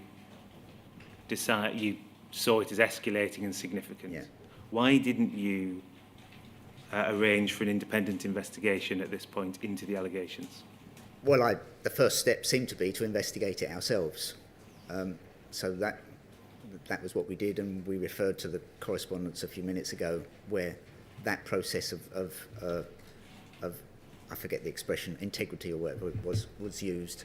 We needed to examine it ourselves and ask ourselves what could be wrong. What steps did you take to oversee that investigation? Well, I asked for the investigation to be done. I was keen to know who would do it. Who did it? Andy McLean, who reported to Rick Francis. And the reason I wanted to know who to do it was, what did I think of the person that was going to do it? And Andy was a no-nonsense, knowledgeable guy who, to my mind, would, speak out if he needed to.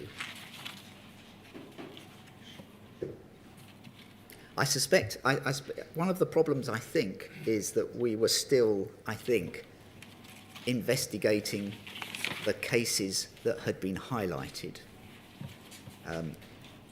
as opposed to the whole thing, if you see what I mean. So there was, I still thought, we've got these cases that have got wrong. We've got to find out the answer. But what stopped you from getting an external body in to do that? Well, nothing stopped me. I felt we should do the internal review first. Now, it is complicated by the fact that I left the business a few months afterwards, but at that stage, you wouldn't get in an external review until you'd asked your own people to investigate. Was your thinking that you'd do an internal review first and then from there determine whether an external review was necessary? Yes, but I had no particular expectation of what would be found, because at that stage I thought we were talking about a handful of cases, and it could have been a different problem for each one. Now, I to be honest, by the time it all came out, I don't know what the problem was, but it was clearly wider than the cases that had been highlighted to me. Could we bring back up, please, poll 00141142?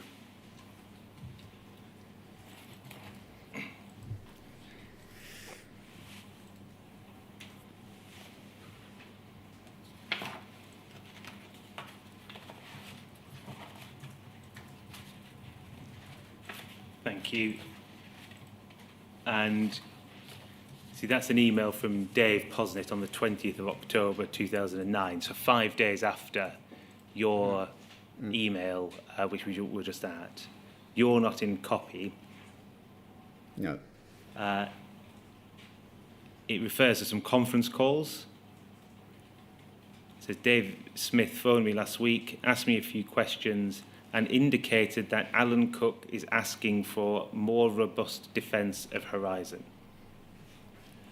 Were you asking for a defence of Horizon rather than an investigation into its integrity? Definitely not looking for a robust defence, just looking for answers.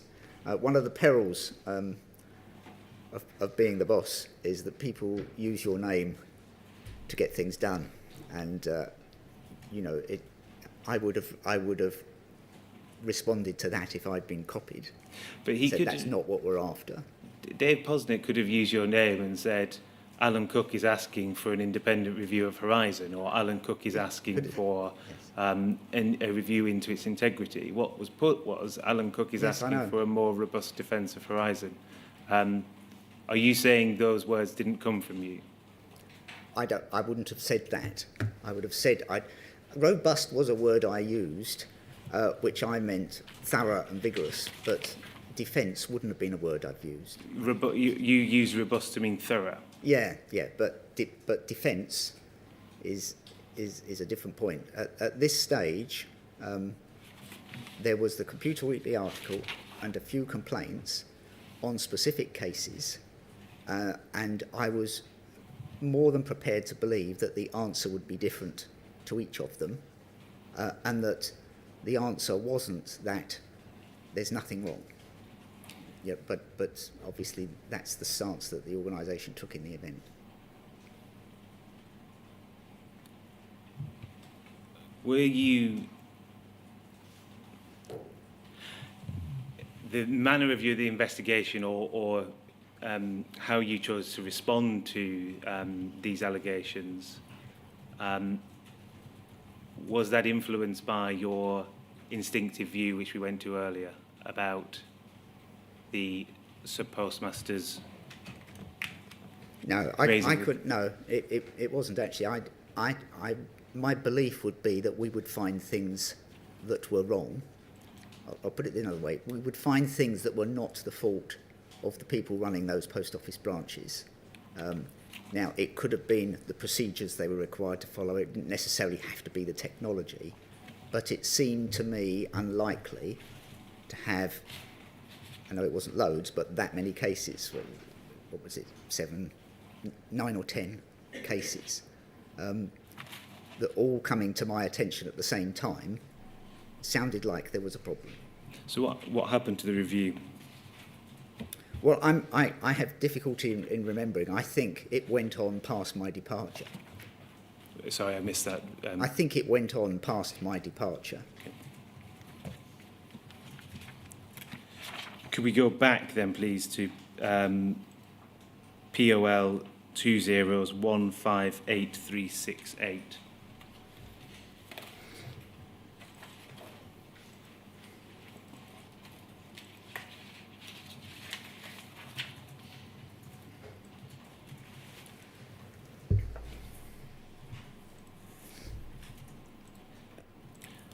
And I think it's page 22.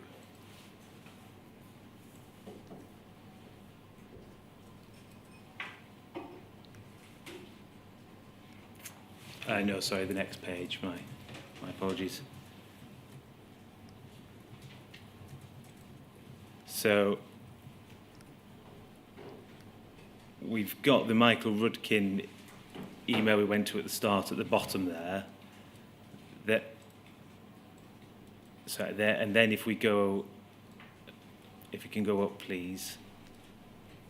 That was the response, the end of the response, which we referred to. And you're forwarding it saying, we should therefore be careful of approaching him for further info without talking to Paula first. Who are you referring to there? Paula Vennells. Paula Vennells? Yeah. And why did you need to talk to Paula Vennells first? I'm not sure, really. I obviously thought it was a good idea at the time, but this was a network issue, and she was responsible for the network. So I didn't want to. There were two lines I could go down. I could go down the operations director line, responsible for the technology, or I could go down the network line, which was Paula.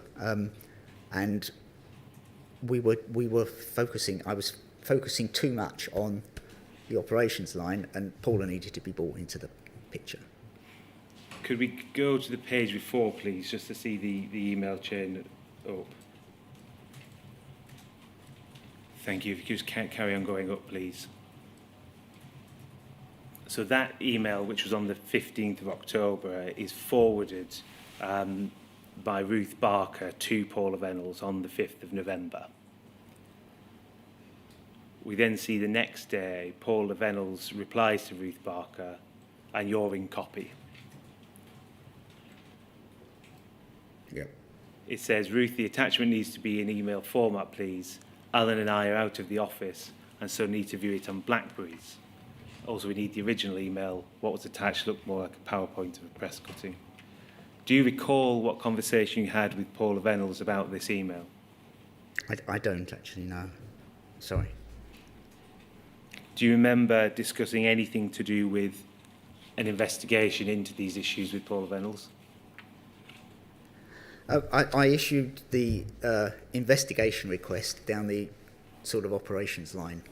See what I mean? So because I was seeing it as a technology issue, it was the reference to the federation which meant I felt Paula should be in the loop. Plus, it was her branches, if you like, that we were dealing with questions from. In your statement, that document could come down, thank you. In your statement, you say at paragraph 101 that I gave notice of my resignation to Adam Crozier around late October or early November of 2009, and it was accepted. Yeah. So around the time that you forwarded this email, not you, the email was forwarded to Paula Vennells. Yes, it would have been that sort of. And so do you think at that time you you had resigned or were thinking about it? Well, it's embarrassing that I can't tell you the actual date, but I mean, I kept all the correspondence, but I kept it for the 7 years for the tax purposes, and then binned it all. So I can't remember the exact date, but I would have said it was. Well, I can't say more than what I put in the statement. Really, it was late October or early November that I went to see Adam and said, I'd like to resign. I said, I'd like to see out the financial year, because one of my criteria for success was would the business get back into profit, and we wanted the end of the year. And he asked me to not say anything until the new year. Now, following that, I then realised that if I said something at the beginning of the new year, that Parliament would be in recess. And Pat McFadden, who was the minister, I was very supportive of. He'd worked quite closely with me, so I rang Adam and said, can I tell Pat before Parliament recesses? So I rang Pat McFadden in December and told him, and then I told my top team on the 4th of January. So that was the public position, effectively, or am I misunderstanding you? Yes, it did. So it went public. I told the top team, yes. Then there was an internal communication, and we told the world, as it were, that I was going. Standing back, why do you think you were on the 6th of November speaking about your email of the 15th of October with Paula Vennells? Sorry, say that again. So let's bring the email back up. Yeah. Pol 20158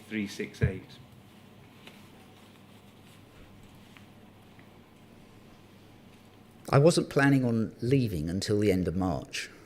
That's not how it transpired. So me resigning wouldn't change my behaviour. Page 20, I think it's 22.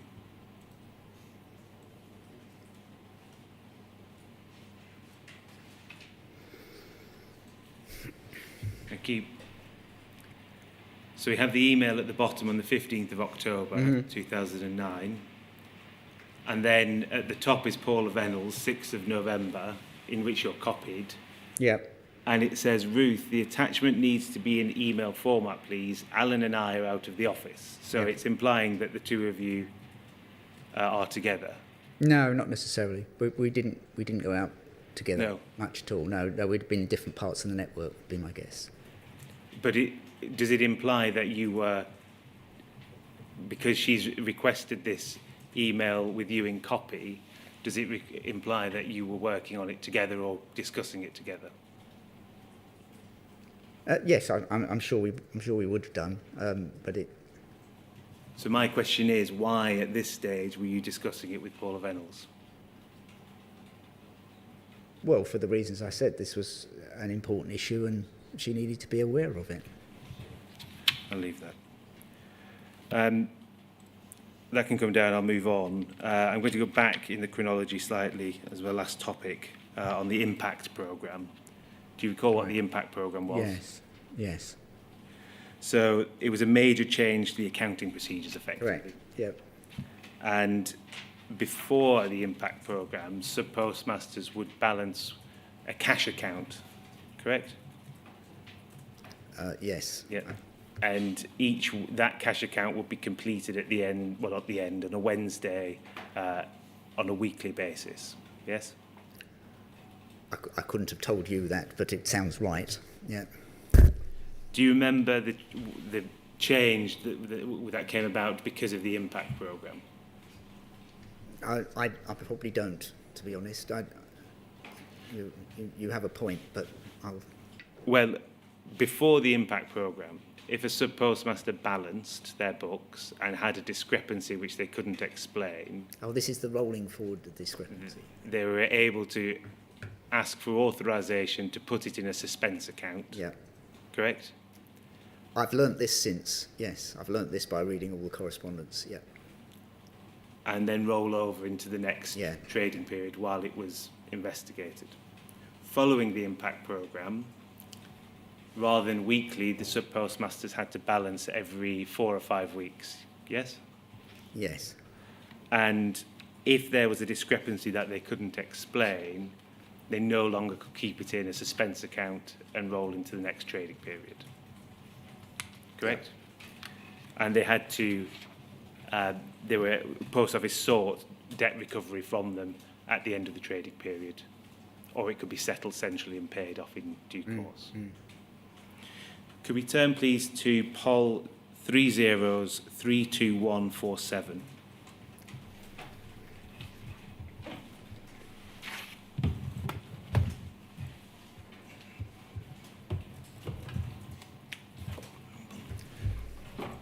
This is a meeting on the board meeting, on the 17th of August.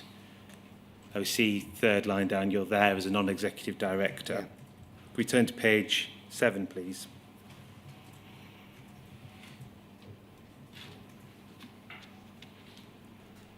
And if you could go down to the impact programme, thank you. B, it says the objective of the programme was to save costs, replace obsolete back office systems, improve branch and client accounting, improve debt recovery. When it says debt recovery, from whom were those debts being recovered? From Subpostmasters, Crown Offices, franchisees. I assume that's what it meant. I mean, this was, we had a finance function in Chesterfield, and in my head, when we were in this meeting, this was new technology for Chesterfield, which flowed out into the branches. But the board is effectively discussing how it can get improved debt recovery from maybe others, but from Subpostmasters. Amongst other things, yes. And notice save time in branches as well. It was a very labour-intensive process. So this was... But this was for the benefit of Post Office Limited. And saves time in branches, which is of benefit to all branches.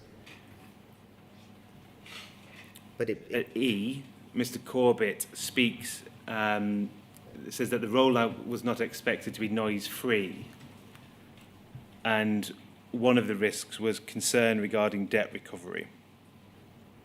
Do you remember what that concern was?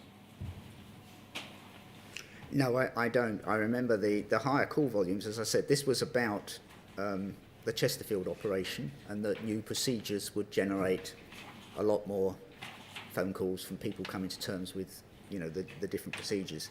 As is often the case with these things, you introduce a labour-saving device, but there's a bump to get through when people are coming to terms with new procedures or different buttons to press on the system or whatever, that it produces more activity, more mistakes for a while, and then things settle down.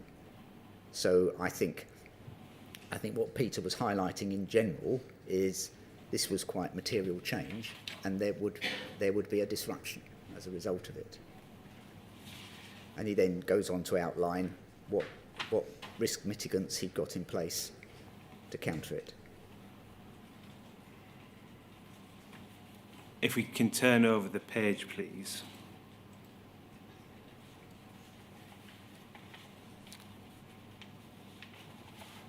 Thank you. At the top, in F, it says planned completion of the new finance system was 24th August 2005. A branch trading pilot would commence 14th September, and full branch rollout was planned on 30th of November. Those words, branch trading pilot, branch trading, that's the specific terminology used for balancing and trading periods, isn't it? I would assume so. Yes. Yes, there's probably a word missing. It might have been branch trading statement or something, I don't know. But in your statement, we don't need to turn it up, but it's page 13, the top paragraph. You refer to the impact programme. My understanding of your evidence is you weren't told, your evidence is you weren't told that the ability to put discrepancies into the suspense account was taken away. No, we didn't. I didn't know that then. No. And is your evidence it wasn't discussed at that board meeting? Yes, I certainly don't recall it. I mean, I was then, quotes, just a non-exec, so it was an item of detail which they probably felt they didn't need to share. Oh, subsequent knowledge indicates that that was quite an important development, really. Could we look, please, at poll 3021419?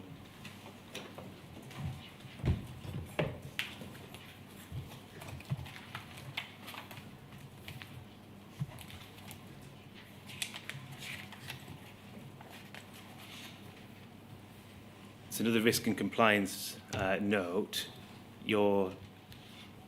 It's your apologies, so you're not in attendance. This is the non-exec period, yes. That's Yes. Yeah. But you would have read the minutes. Yes, I would have hoped so. Can we turn to page 5, please?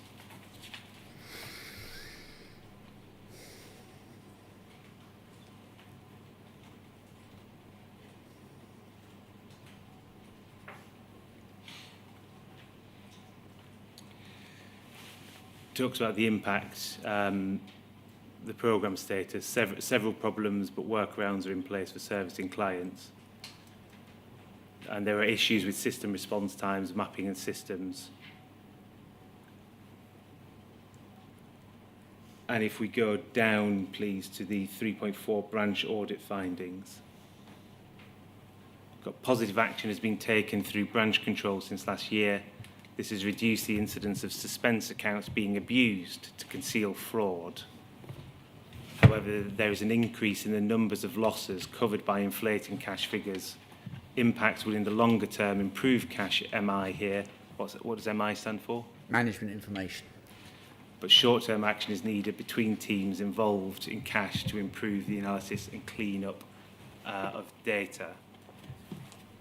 Was the board implementing the impact programme precisely in order to avoid Subpostmasters using the suspense account? Oh, no. No, that would be... I mean, this was a major piece of expenditure. This was about upgrading the financial... I mean, obviously it was all initiated before I joined, but it was about equipping Chesterfield correctly to do the finances and how that flowed through, you know, into branches of all types. So there was nothing. That would have not been the motive. Did anyone, whenever you were in any discussion about the impact programme,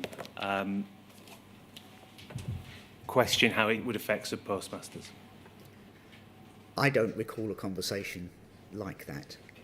And you know, interestingly, the way I'm talking, I had this impression it was more about computerising Chesterfield, but not without consequence in branches, because that's where the money was coming from. But it wasn't the objective. You see what I mean? So that's my questions. If I may just take a moment just to confer with Ms. Price on a matter. Yeah.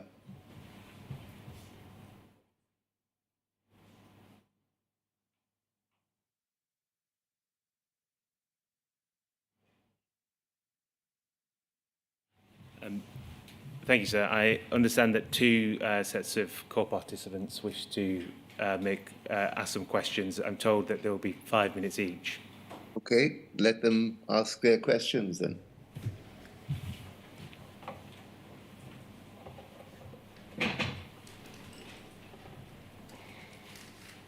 My name is Sam Steen. I represent a large number of sub-postmasters and mistresses. I'm instructed by a firm of solicitors called Howe & Co. Did you watch the evidence of Mr. Hodgkinson yesterday? Sorry, Sir Michael Hodgkinson. I did. Yes. Yes. You seem to use the term prosecuting authority, which I assume you took from the evidence of Sir Michael yesterday. You understood the word prosecuting authority from his evidence yesterday? Yes. The term you used? Yes. And you were aware that later on in your term as managing director that you were the prosecution authority for the post office, is that correct? Well, as I've already explained, Yeah. my view of that changed during my time. Right, well, let's have a quick look at that then, please. Can we go to the document, which is POL, P-O-L 000 48361.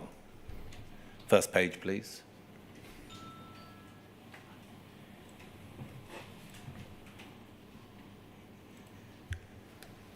Thank you. If we look, please, at the very top of that document, we see it says Post Office Limited Investigation Team Monthly Report.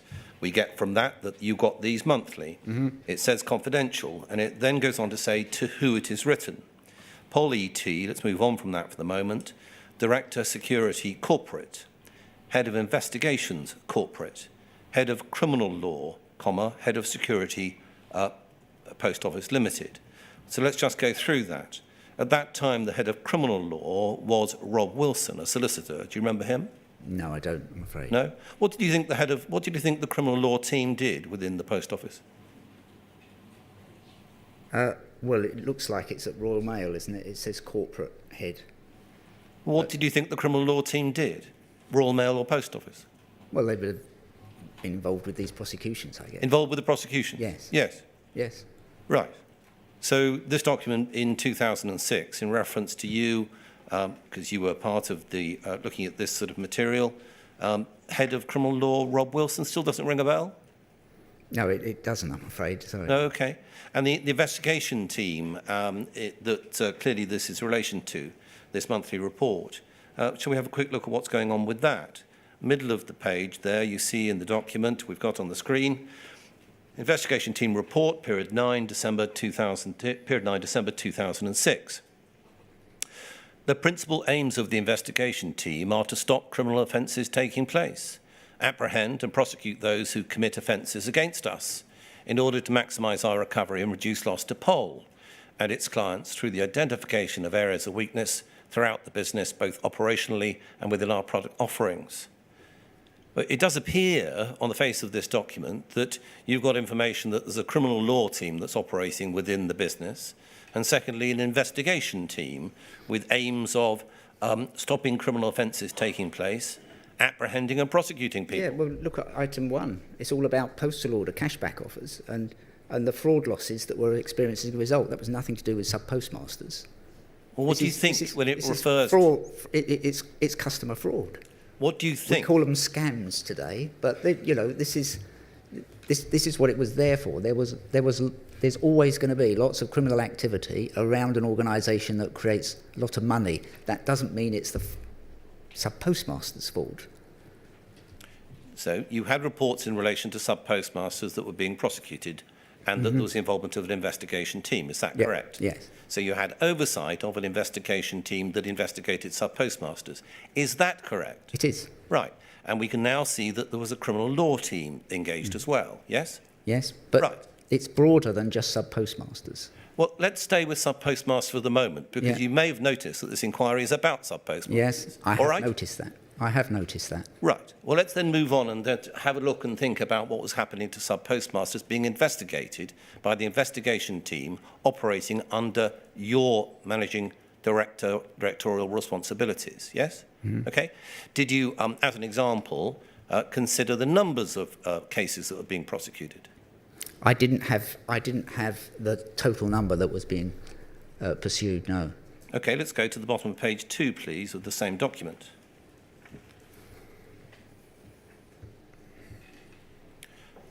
And look, please, at 2.0. Yep. Investigation operations. This month's recovery figure is £63,000. Period 9 case raised figures for deficiencies at audit alone were £140,000. Where it says raised figures for deficiencies at audit, what did you think that meant? Yeah, you're right. You're right. Right. We did have the numbers in that report. Yeah. And then it goes on to say, in total, 31 new investigation cases were raised during the period, with a current loss of £245,000. That's not the same as prosecutions, obviously, but they were cases that were being looked at. Next, at present, the team is dealing with 248 ongoing investigations, with a loss value of in excess of £9 million.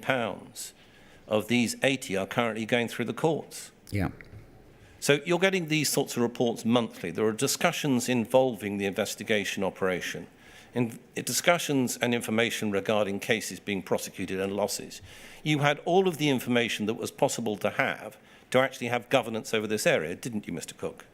I had the relevant information there.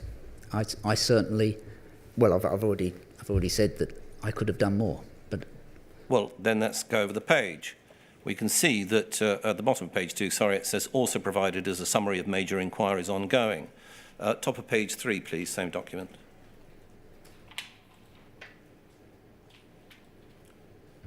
Now, we can see across there that there are, it looks like Excel documents that are being referred to. Ignore the first one, over 100K live cases, which appears to be no doubt a list of the cases worth over £100,000. All right? And then underneath that, you've then got references to 4.0 financial investigations in as regards to post office branches. So the information you were getting was pretty comprehensive regarding the ongoing investigation and conduct of prosecutions as they were going onwards under your time at the post office, wasn't it, Mr. Cook? It was, but Right.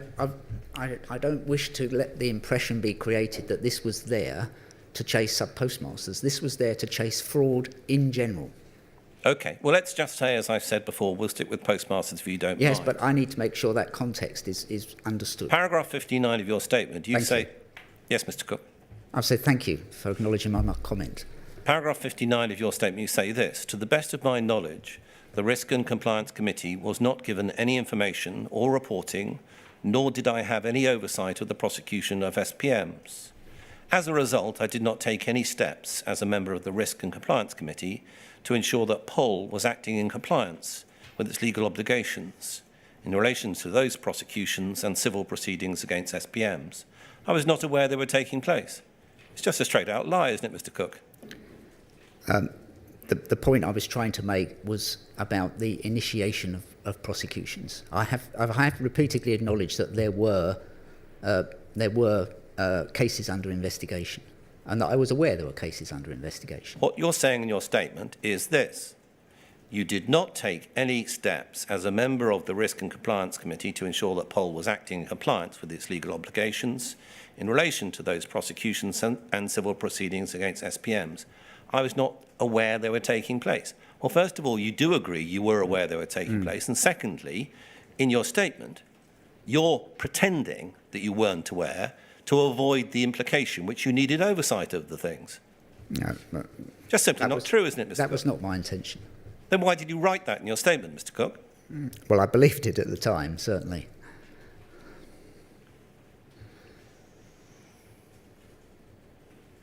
Give me one moment. Thank you, sir. Right. Who's next? Henry. Hello, Mr. Cook. 17 years ago, on the 12th of April 2007, you were the managing director of the Post Office, weren't you? I was. And you probably have no idea what you were doing that day, I suppose. No, I'm sure not. But Mrs. Janet Skinner, who sits to my right, whom you can see here, knows exactly what was happening to her that day, because on the 12th of April 2007, she was being released from prison, having served a 9-month sentence for false accounting. She'd been jailed on the lie, Mr. Cook, that Horizon was infallible. But you say you had no idea that these prosecutions were being instituted in your name. Is that right? No, well, I knew there were prosecutions. She pleaded guilty to false accounting only because she'd been told that if she did not, the Post Office would prosecute and pursue her for theft. She hadn't stolen a penny, Mr. Cook. All of this was being done in your name, and yet you claim you didn't know. I just can't be more apologetic. Mrs. Skinner was the mother of 2 young children, wrongly accused of theft. She was told that if she pleaded to false accounting as an alternative to that baseless theft charge, she wouldn't go to prison. Now, this was common practice by the Post Office: charge theft and accept a plea to false accounting. Were you aware of that stratagem, Mr. Cook? No, in fact, worse than that, when I had reports about them and the individual had pleaded guilty, then I thought we must have been in the right. I did not appreciate what was going on. So this stratagem was reinforcing your ignorance and the general prejudice that these sub-postmasters had their hand in the till. Is that right? In the particular cases where the individual pleaded guilty, I had assumed that they believed they were guilty. It didn't occur to me at the time that was recommended to them by their lawyers. If you want. It was the most profound structural injustice. Yeah, I agree. An unmeritorious charge of theft was being used as a jemmy or sledgehammer to force a plea or to crush sub-postmasters into submission. I don't know if that was a deliberate strategy by the Post Office, but that's how it manifested itself, and it's unacceptable. It was a strategy, and you ought to have been aware of that strategy. Do you accept that now? Not with hindsight, but what you ought to have known at the time. I did not know that at the time. But you ought to have known it at the time, Mr. Cook. Do you accept that? Yes, I do accept I ought to have known it. I didn't know it. It would be nothing that I would ever willingly want to do. Yes. Now, of course, it didn't do Mrs. Skinner any good because she was sent to custody all the same, 9 months imprisonment. But before she was imprisoned, like so many sub-postmasters, she'd suffered fictional horizon shortfalls and had made 116 calls to the National Business Support Centre helpline complaining about balancing faults in the 18 months before she was dismissed. Wrongly dismissed, Mr. Cook, Yeah. because your auditors thought she'd had her hand in the till. Are you proud of presiding over that culture? Definitely not. No. Do you accept that the ultimate responsibility for her torment lay with you as managing director of the Post Office? It did. I was the managing director, so I was ultimately accountable. Whether I was aware is another matter, and if I wasn't aware, I should have been aware. Right. But as you have claimed, you maintain that you had no idea that these prosecutions were actually being instituted in your name. Well, nearly correct. What I was saying was that I had no idea that the Post, up until the Computer Weekly article, that the Post Office could initiate those without having to seek approval from any other party or body. So there was no moderating influence. That is what I was not aware of. Now, those prosecutions, the Court of Appeal Criminal Division stated, should never have been brought because they were an affront to the conscience of the court. What do you have to say for yourself about that, sir?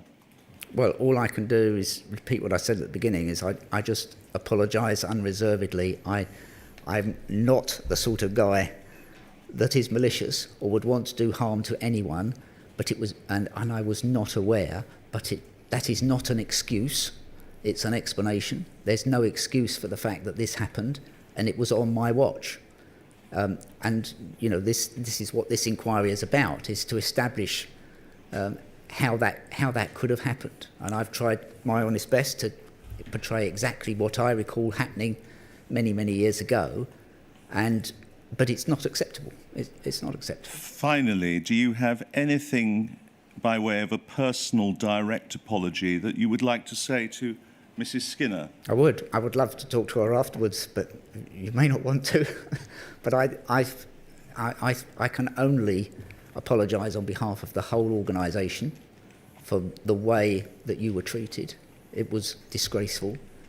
I can only apologise personally that whilst I had not heard of your case, I'm nevertheless, I have an accountability that I should have been on top of it, and I wasn't. There's nothing more I could say. This will be with you for the rest of your life. It will be with me for the rest of my life. Thank you, Mr. Henry. I've just got a few questions, Mr. Cook. Yes. I'd like to go back to the instruction you issued to Mr. McLean to carry out an investigation. Oh, yes. Yep. Investigation, just in a neutral sense. And I'd like paragraph 79 on page 27 of your witness statement to be put up on the screen, please. It's WITN00190100.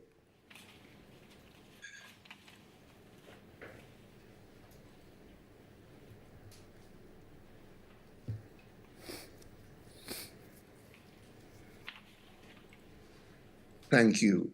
Now, if you just like to refresh your memory by just scanning that for the moment. Yes, I have. Thank you. That's fine. Well, then, these are my questions. You have told me that in early May 2009, this possibility that there were a number of cases involving a challenge to Horizon came as a bit of a bolt out of the blue for you.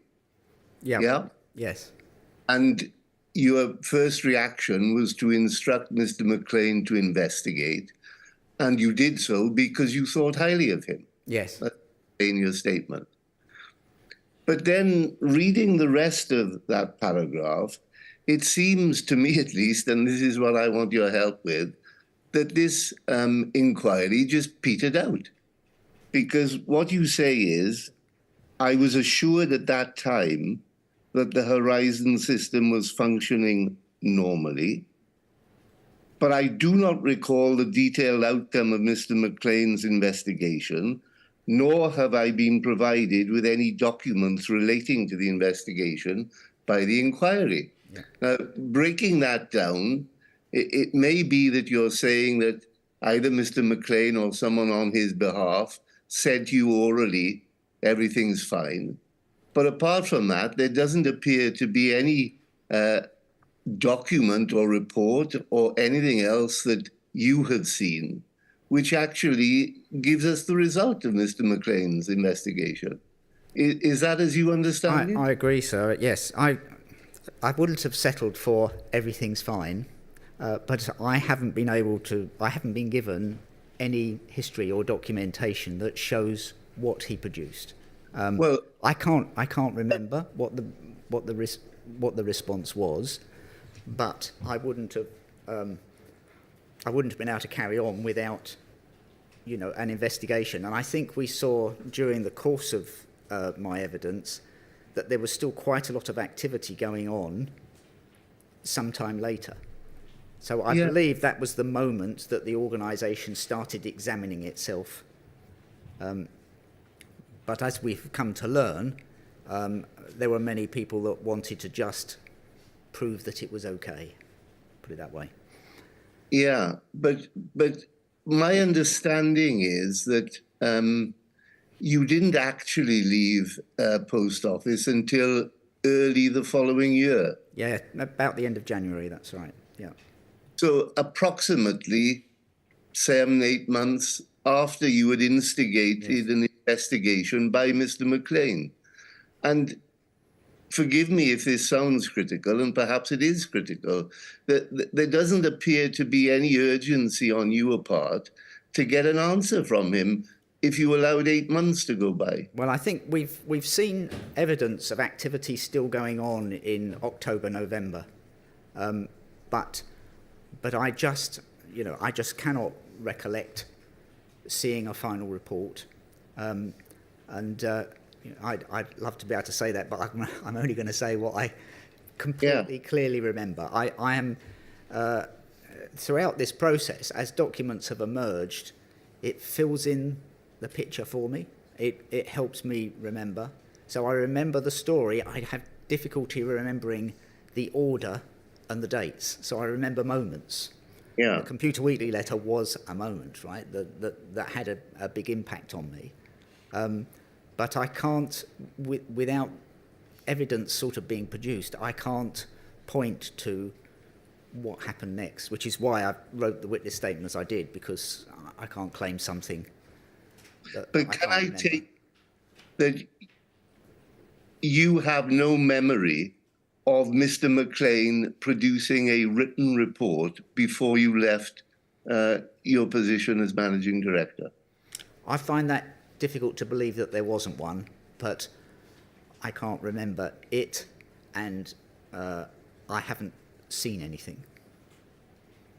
All right, thank you very much. Now, sorry to prolong it, but there's one further short series of questions about the case that that was referred to in the Computer Weekly report, weekly article, and that's the case of Mr. Castleton. All right. Yeah, yeah. You said that you had no idea of Mr. Castleton's case, certainly the name Castleton, until you read that article. And I just want to ask you about the process for making decisions when the post office was involved in quite high-profile High Court litigation, all right? The post office instigated proceedings against Mr. Castleton for approximately, the figure doesn't matter, but approximately £25,000, said to be a shortfall and evidenced by data from Horizon. Mr. Castleton defended it on the basis that there was no shortfall, and this was all the fault of the computer, all right? Mm-hmm. It gradually grew from being what might be called a fairly conventional action for the recovery of a debt into a potential large-scale argument about whether or not Horizon was reliable, okay? And this was all unfolding in the first 8, 9, 10 months of you being managing director. But none of this got to you from what you told me. No, I mean the learnings from this are there. Anyway, Sorry, go on. So let me carry on. Yeah. Came a point in time when the very experienced barrister who was acting for the post office told the experienced solicitor who'd instructed him, who in turn told the legal department of the post office, that the costs involved in this case were grossly out of proportion to what you were trying to get from Mr. Castleton. And they ought to think seriously about whether it was worth spending all that money, all right? But in the end, all that money was spent so that the total amount of the debt and the costs came to well over £300,000. Yeah. What I want to ask you about is, what was the process back in 2006 for authorizing the expenditure of those sums of money in the post office? Yeah, and that was what I was about to prematurely talk about. I mean, there's an irony, isn't it, that if somebody in the organisation wanted to buy a piece of equipment, they'd probably have to get umpteen forms signed in order to be able to spend the money, and yet somehow or other, this spend decisions were being made in that prosecution, and there should have been a set of delegated authorities that said you're authorised to spend up to this much money, and because one of the issues is a case starts off, as you've explained, a case starts off modest and becomes big. So not only should they require sign-off from an expenditure perspective, there should be a cap on how far it can go without coming back and asking for more. Clearly, that was not in place. And, so they they certainly did not come to me for approval. So we had delegated authorities in place that would allow people below me, and this would have probably lied with Paula Vennells as the network director, would have been able to sign that off. Right. So that what it amounts to is that there would have been a person within the post office organisation who would have had authority to sign off spending of money without taking it either to you or to the board. Correct. And so did you tell me that most likely person was Paula Vennells. Yes, I think so. All right. Thank you very much. The legal function would have sought approval from the business, and the business in this case would have been the person that ran the branches. All right. Thank you.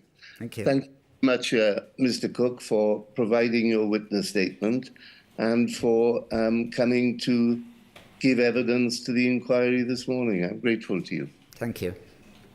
Thank you, sir. So, Mr. Stevens, how are we proceeding next? I think Mr. Beer's preference is to switch witnesses immediately if we can and make a start now. Certainly, by all means. I'll just sit here quietly till you do it, if you like. So we may need a short break. Actually, do we need a? Yeah. So the transcriber needs a short break. Yeah, sure. All right. So 25 to 1, 10 minutes? Yep, that's fine. Thank you, sir.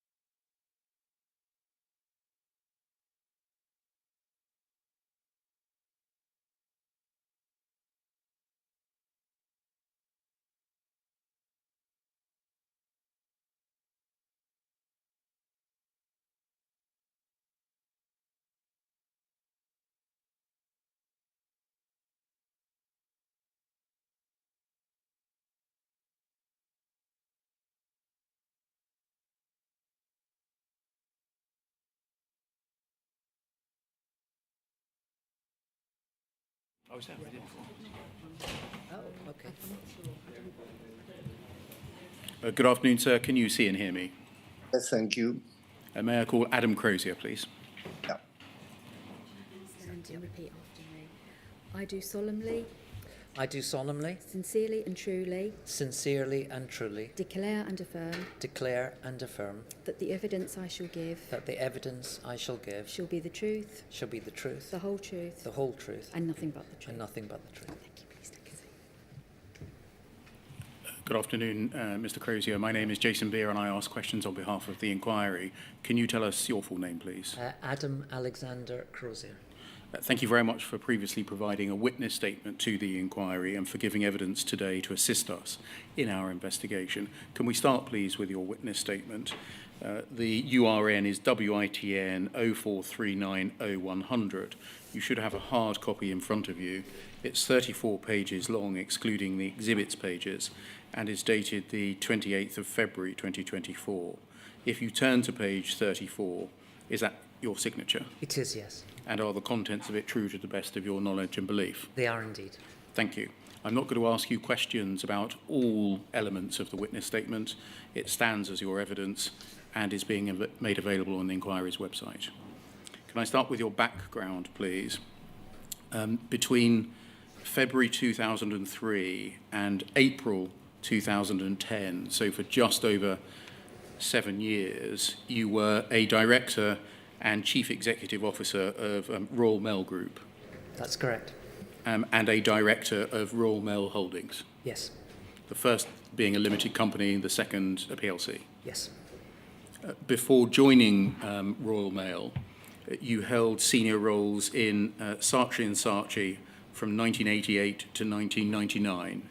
Is that right? 1995. Well, I started there in 1988. Yes. All the way through to 1999, yes. Yes, I think that's what I said, 88 to 99. Sorry. But the last 4 years as a joint chief exec. Correct. And then you served from 2003 onwards, until 2003, i.e. immediately before joining the Royal Mail Group as the chief executive of the Football Association. Correct. Can I start, please, looking at the corporate structure of Royal Mail? And I'm going to try and summarise and see whether you agree, in the interest of time, with the summary. First, there was a parent company, Royal Mail Holdings PLC. Yes. That was wholly and directly owned by the single shareholder, the government. Yes.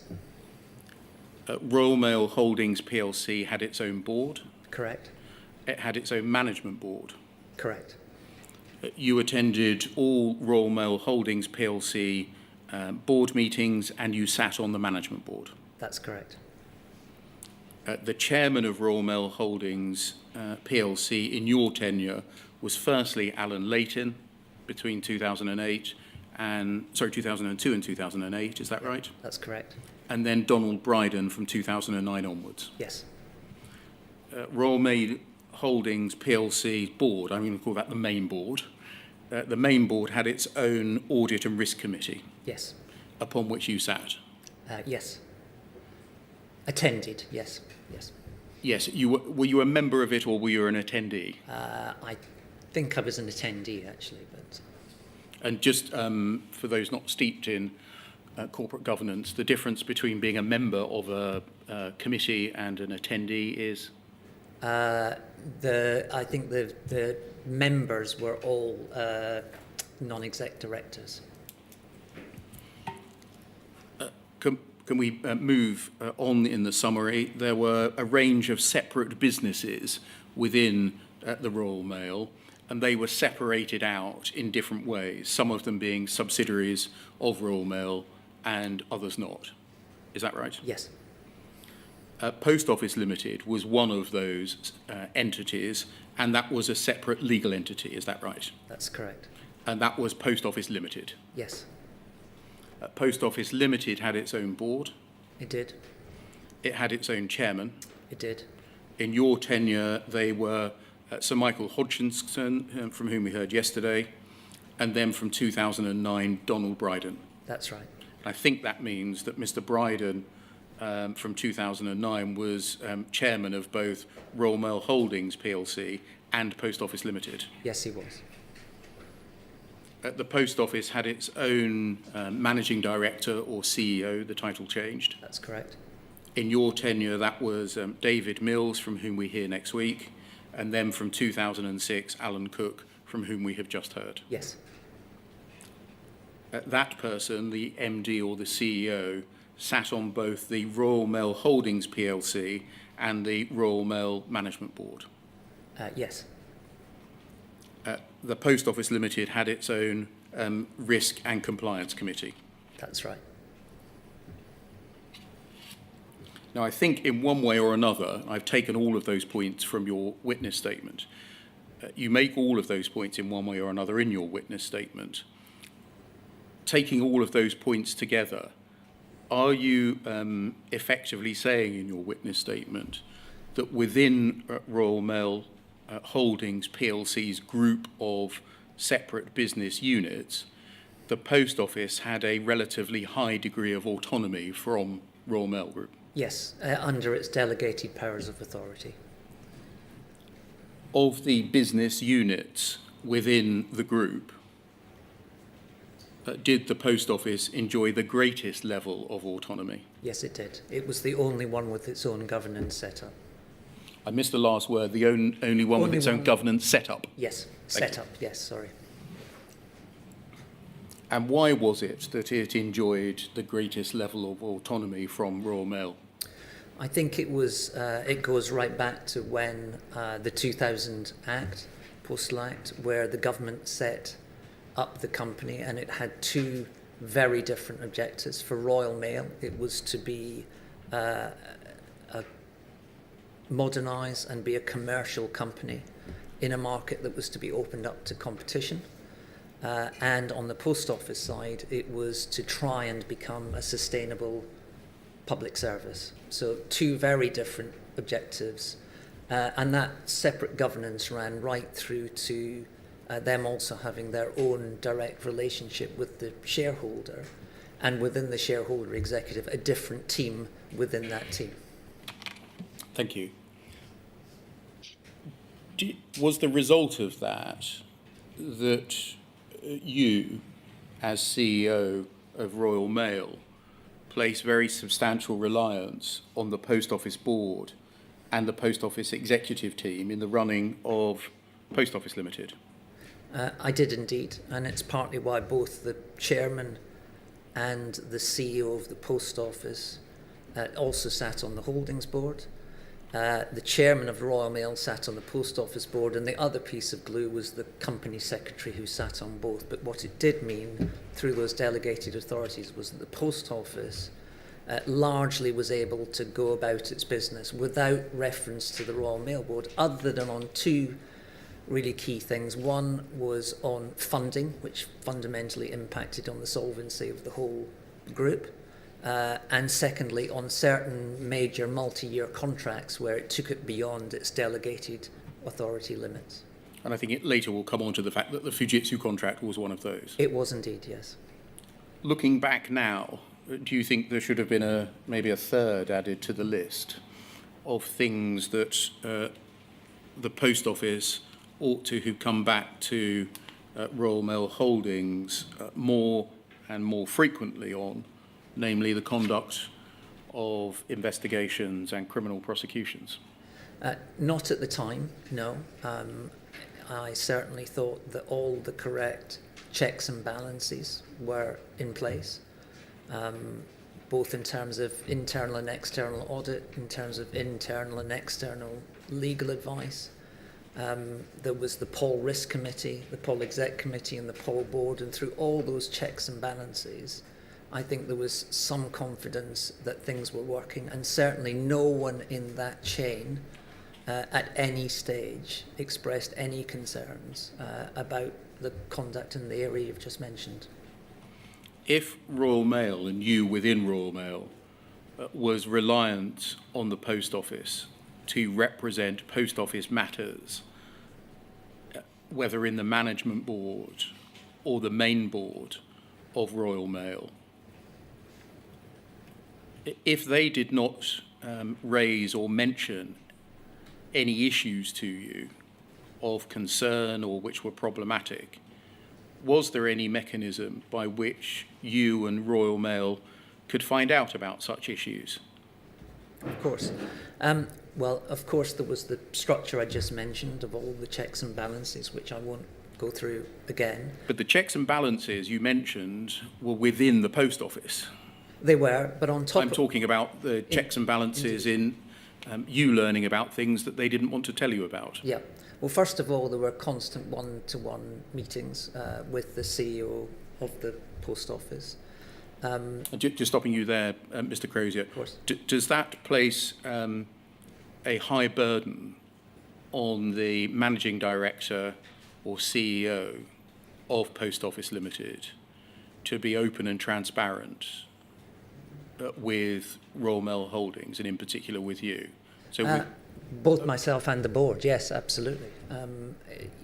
There was constant, the whole company, because of what we inherited, effectively, on the Royal Mail side, a broken company that hadn't been invested in for a decade, hadn't hit its quality of services, was the least modernised postal company in Europe. What that meant was on the Royal Mail side, there was no option other than to be fundamentally transparent in the fact that most of what we inherited wasn't working. And that encouraged a lot of transparency. And we set up a properly functioning internal audit unit, which was, of course, one of the ways that we could also find out what was happening elsewhere in the group. And we strengthened that. We created a whole risk agenda in the business where we got from the ground up people to let everyone know what their key risks were. They looked at that risk register. That risk register was debated at the just stopping you there. Of course. Can you recall whether the conduct of prosecutions and the possibility of bringing sub-postmasters to justice, including by imprisoning them, and the issues that arise when conducting prosecutions, was on the Royal Mail Holdings risk register? I don't believe so, and I don't believe I recall seeing it on the post office register, no. Is that a failing? With the benefit of hindsight, yes. I.e. conducting an activity which is unusual for a company. Would you agree? Yes. An activity that of itself carries unusual risks.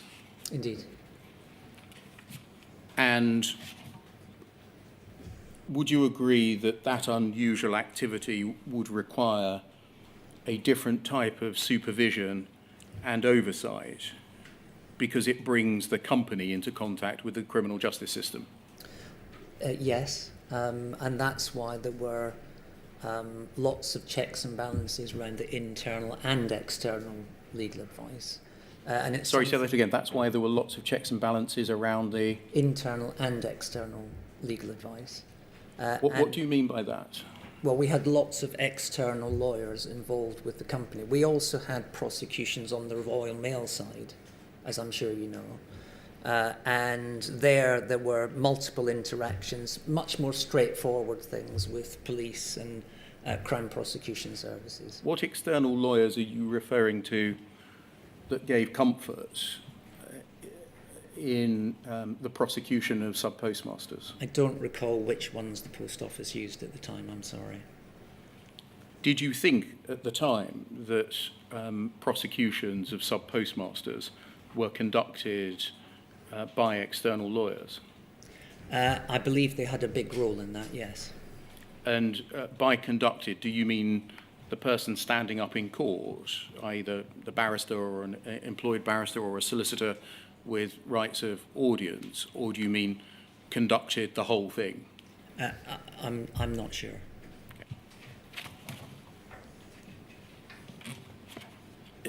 Was there a way for people within the post office to report issues to you or to the Royal Mail Board if the Post Office MD or CEO was not inclined to do so? Yes, through a function called, well, we had a whistleblowing in operation, and we also, which we constantly updated and tried to improve, and we also had a survey called Have Your Say, which was entirely anonymous and allowed people to effectively give us whatever feedback they thought would be helpful. Was that effectively a department or a business function, both of those things? A team ran both of those things, yes. And two different teams, actually. And how were the complaints or issues raised from that fed through to you, if at all? The Have Your Say results, initially they were done annually. We then moved to doing them every month, every month. And those were reviewed by the business units, by the management team, by the audit committee, and indeed by the board. In each of those three cases, within Royal Mail rather than Post Office doing it? Well, I think they did their own when it was reviewed by their business unit, so I'm assuming that they did that with theirs. I'm not sure, I genuinely can't recall whether Have Your Say for the Post Office obviously covered all the people who worked for the Post Office as personnel, and that would include the people in the Crown offices. They often talked about doing a separate one for the agents, but I'm not, or the Subpostmasters, I'm not sure if they ever did that or not. I genuinely can't recall. But I've taken from your evidence there that that was in each case, a Post Office run function. Yes, it was, yeah. And the results of it were looked at and analysed by the Post Office. Correct, and then on to the Post Office board.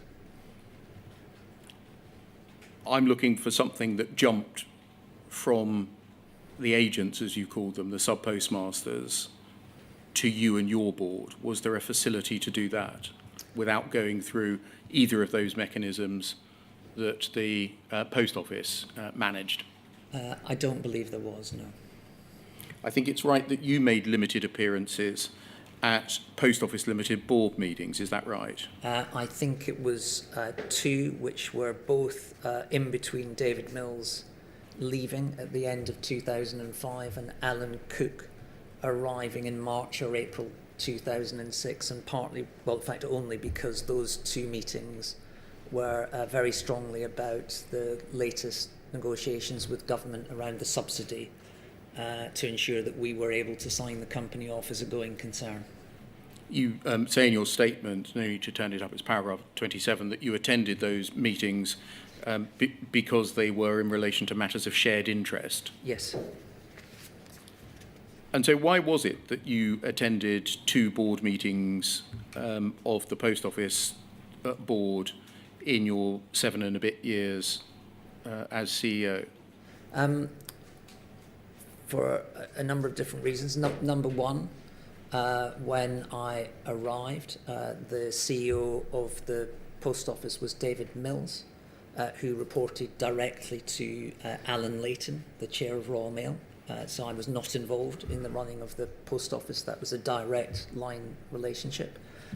And when it switched to Alan Cook, Alan had a slightly more normal dual reporting, which was to obviously to the board of the Post Office and the chairman of the Post Office on one hand, and then to me with regards to how Post Office interface with the Royal Mail Group, for instance, funding or the commercial relationship between the two companies.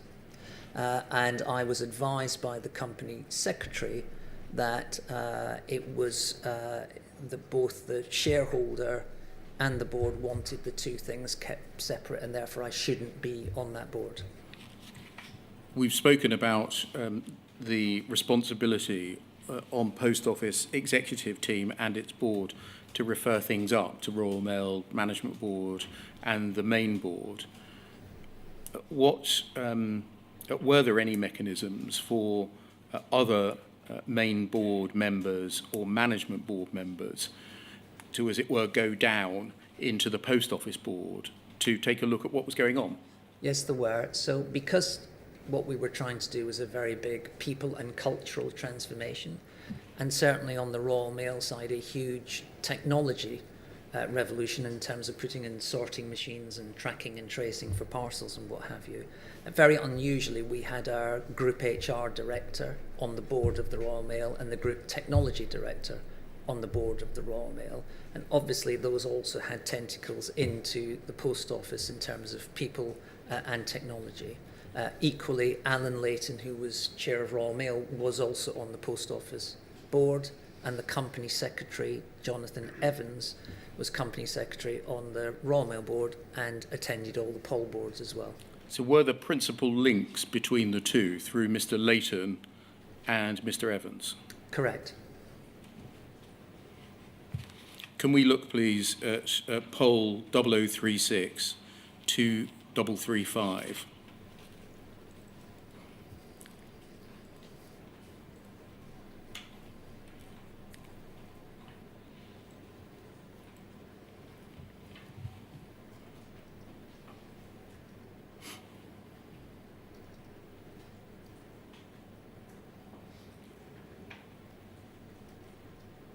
And page 20, please.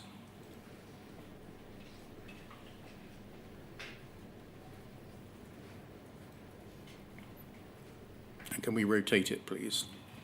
90 degrees clockwise.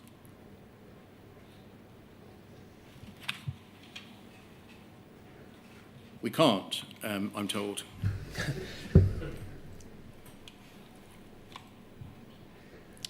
I can't date this because it comes within a loosely assembled pack of papers. Right.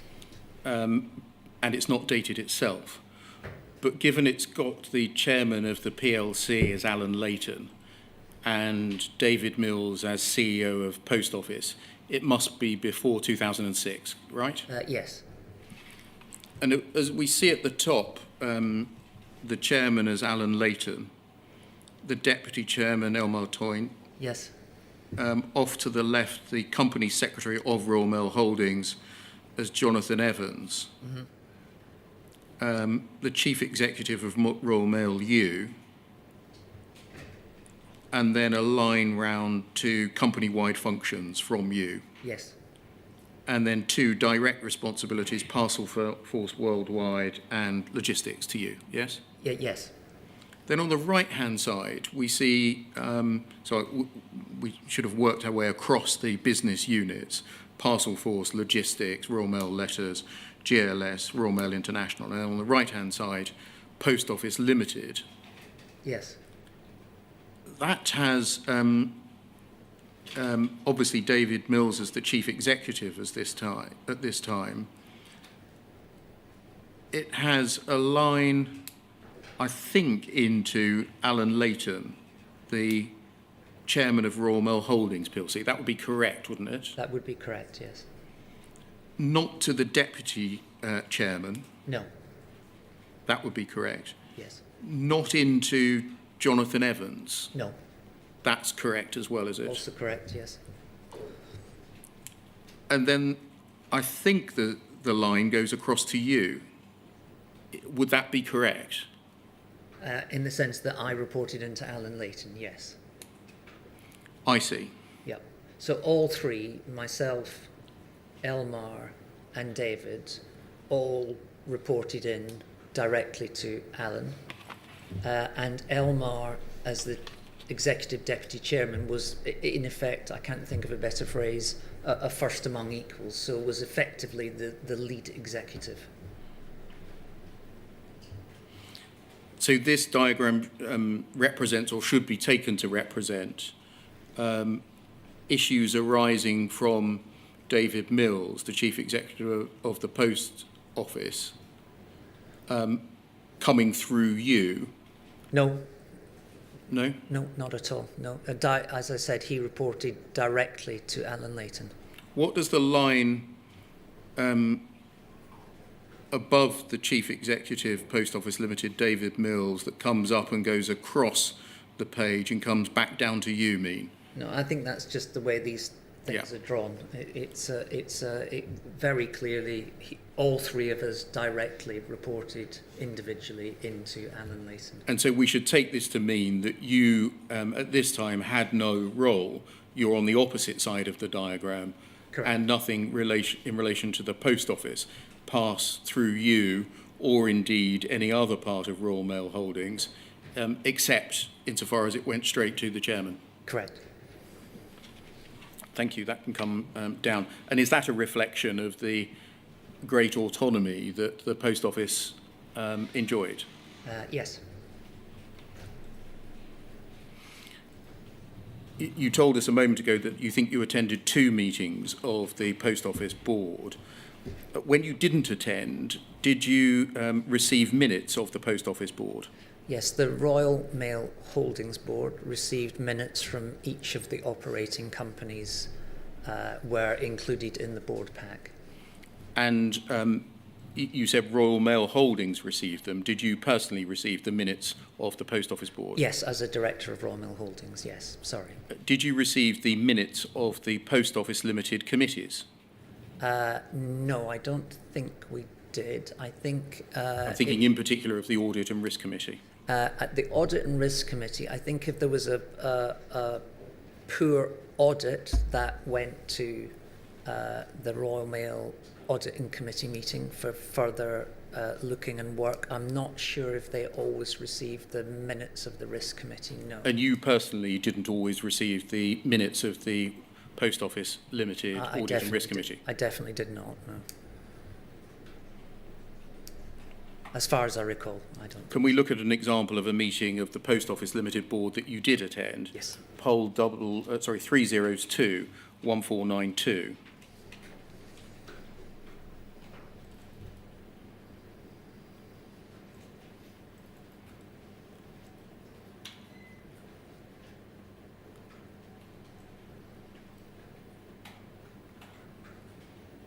We can see that it's Post Office Limited Board meeting 20th of April 2006. Yep. We can see those who are members of the committee who are present. And we can see in attendance, second down is you. That's correct, yes. Can we look please at page 4?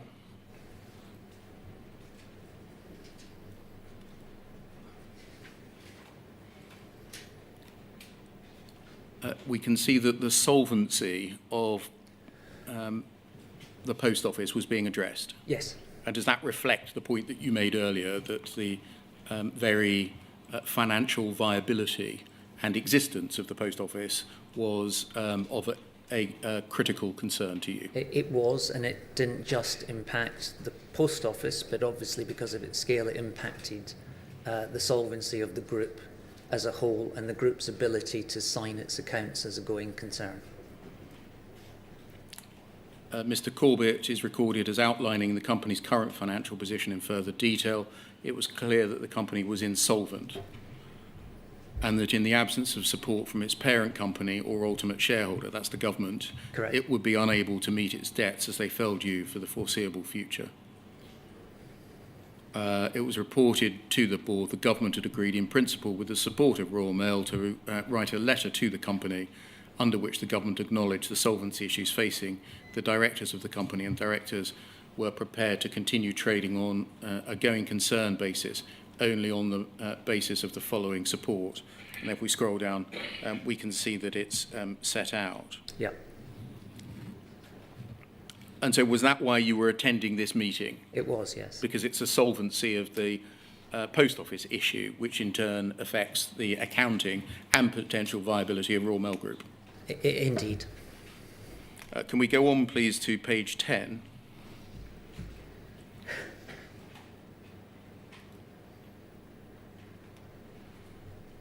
And if we scroll down, please. Yes, thank you. We can see that there's an operations report and a document will have been produced, and then it's summarised, the Horizon S90 release. And there's a 4-point explanation of what the Horizon S90 release was. If you just read that to yourself.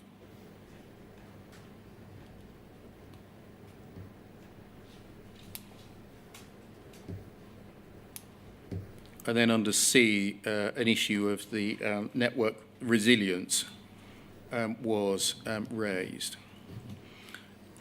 Am I right in thinking that you would have picked these things up, in a sense, by chance because you were at this meeting? That's correct. And save for picking things like this, which are about Horizon and network resilience up by chance, were you entirely reliant on the information pushed up the line to you, whether from the MD or CEO of the Post Office or from the company secretary? Yes, or if anything was brought to my attention by the group technology director. And how would that occur? The IT director in the Post Office would have reported to the CEO of the Post Office. That was sorry, it's management speak, but a hard line relationship. Yes. But the group technology director, who was largely focused on driving through this automation and modernisation of Royal Mail, was also there for advice and help to the Post Office technology team if required. And so if, as we now know there to be the case, there were, putting it neutrally, issues with the Horizon technology, would you have expected, or was the system, that the POL IT structure, the Post Office IT structure, would have pushed those issues up for your attention and for the Royal Mail Group board's attention through the group IT director route? Well, first of all, I don't recall the POL IT team ever doing that. That's the first thing to say. Second of all, I would have expected them to raise it with the POL executive team. First of all, that was the reporting lines. They were running and controlling the Post Office, and they had responsibility for Horizon. If they needed some technical expertise, yes, I would have expected them to speak to the group technology director. But if there were any real issues, that was why both the CEO of Post Office and Chairman of Post Office were on the group board, was to enable them to have a direct line to relay any issues in Post Office to the rest of the board. In paragraph 11 of your witness statement, which is on page 4, if we can turn that up, please.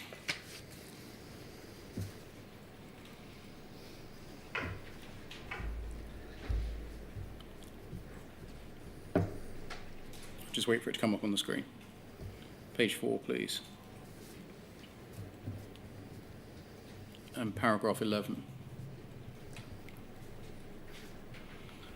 You say, whilst you've tried to address as best you can your recollection of the corporate structure, I must stress that my responses are not in any way intended to detract from the fact that it's clear to me now that this structure did not help facilitate vital information regarding Horizon and the conduct of criminal proceedings reaching me or the board of Royal Mail as it should have done.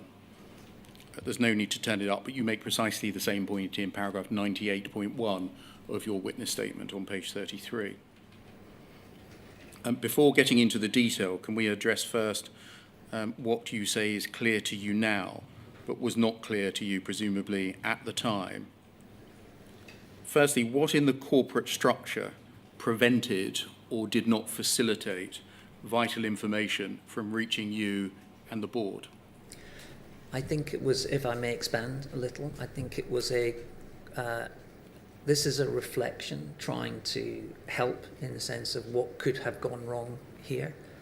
I should stress at the time, actually it made perfect sense to me because the two companies had been set up with such a different objective, one in an entirely commercial market, one really trying to become a sustainable public sector, public service, and one that needed to modernise at enormous speed as it opened up to competition, and the other one that absolutely had difficult issues in terms of managing the size of the network, but largely through the same business, if you like, as it had previously had, albeit with less government revenue and more financial services revenue.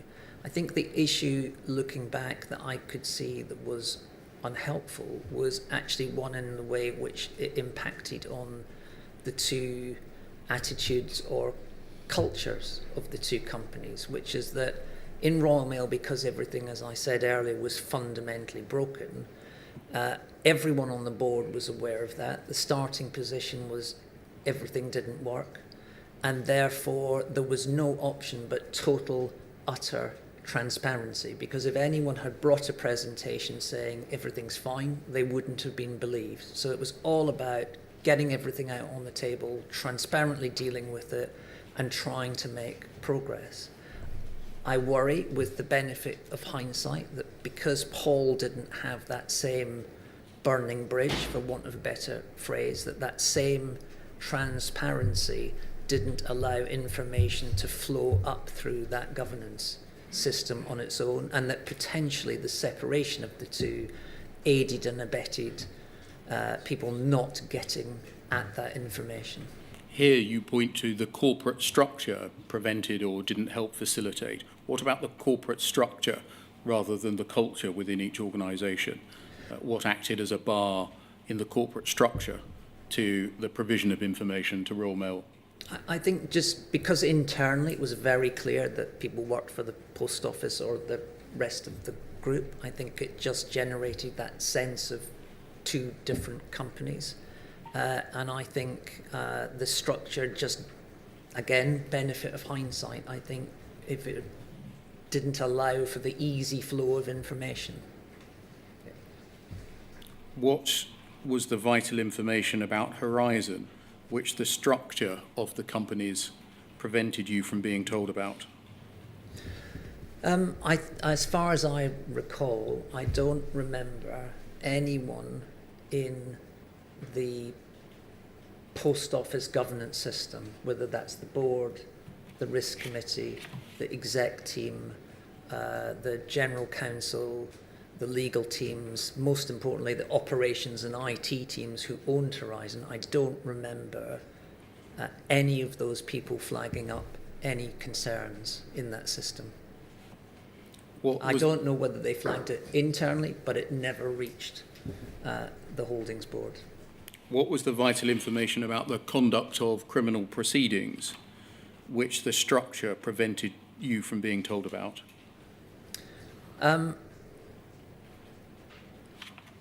I think for me, I'm not a lawyer, obviously, but it's clear to me that the central to all of this is the issue of disclosure. I noted more recently the judgments of the appeals court, and clearly there were some material deficiencies with the disclosure process. That seems very, very clear. What was it about the structure that prevented or did not help facilitate information about the conduct of criminal proceedings from reaching you? We're going to come on to it after lunch, but the proceedings were instituted, pursued and completed by a legal team that sat within Royal Mail Holdings, not the post office. Yeah. Working with the post office team. And I don't recall the company secretary, Jonathan Evans, who had responsibility for that area, talking about that at any of the holdings board meetings. That's a separate issue, Mr. Crozier, whether in fact he talked about it. What was it about the structure that did not help facilitate, as you say, information about the conduct of criminal proceedings reaching the board of Royal Mail? I'm not sure I mentioned anything about the structure specifically with regards to that question. It's this sentence here that's on the screen. It's now clear to me that this structure did not help vital information regarding ... the conduct of criminal proceedings reaching me. What about the structure prevented information about criminal proceedings reaching you or the board? I think I was meaning more with regards to Horizon than the proceedings themselves. So that's an appropriate moment to break, if we may. It's 2:15 now. I wonder whether you'd mind breaking until 2:05. Yeah, that's fine. Thank you very much.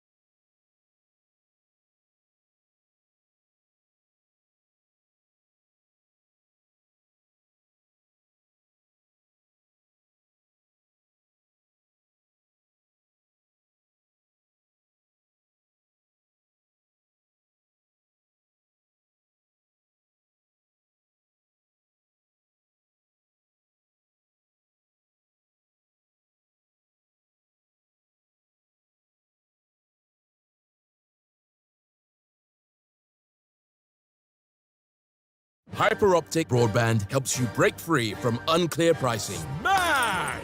Overpriced service. Ha-ha! And inflexible contracts. Kaboom! We've got your back with totally transparent pricing. Nice one! A price match guarantee. Nailed it! And 30 days to leave with no exit fees and no hard feelings. Can't get fairer than that. Hyperoptic, hyperfair broadband in your corner. Terms and conditions apply. Ooh, lovely.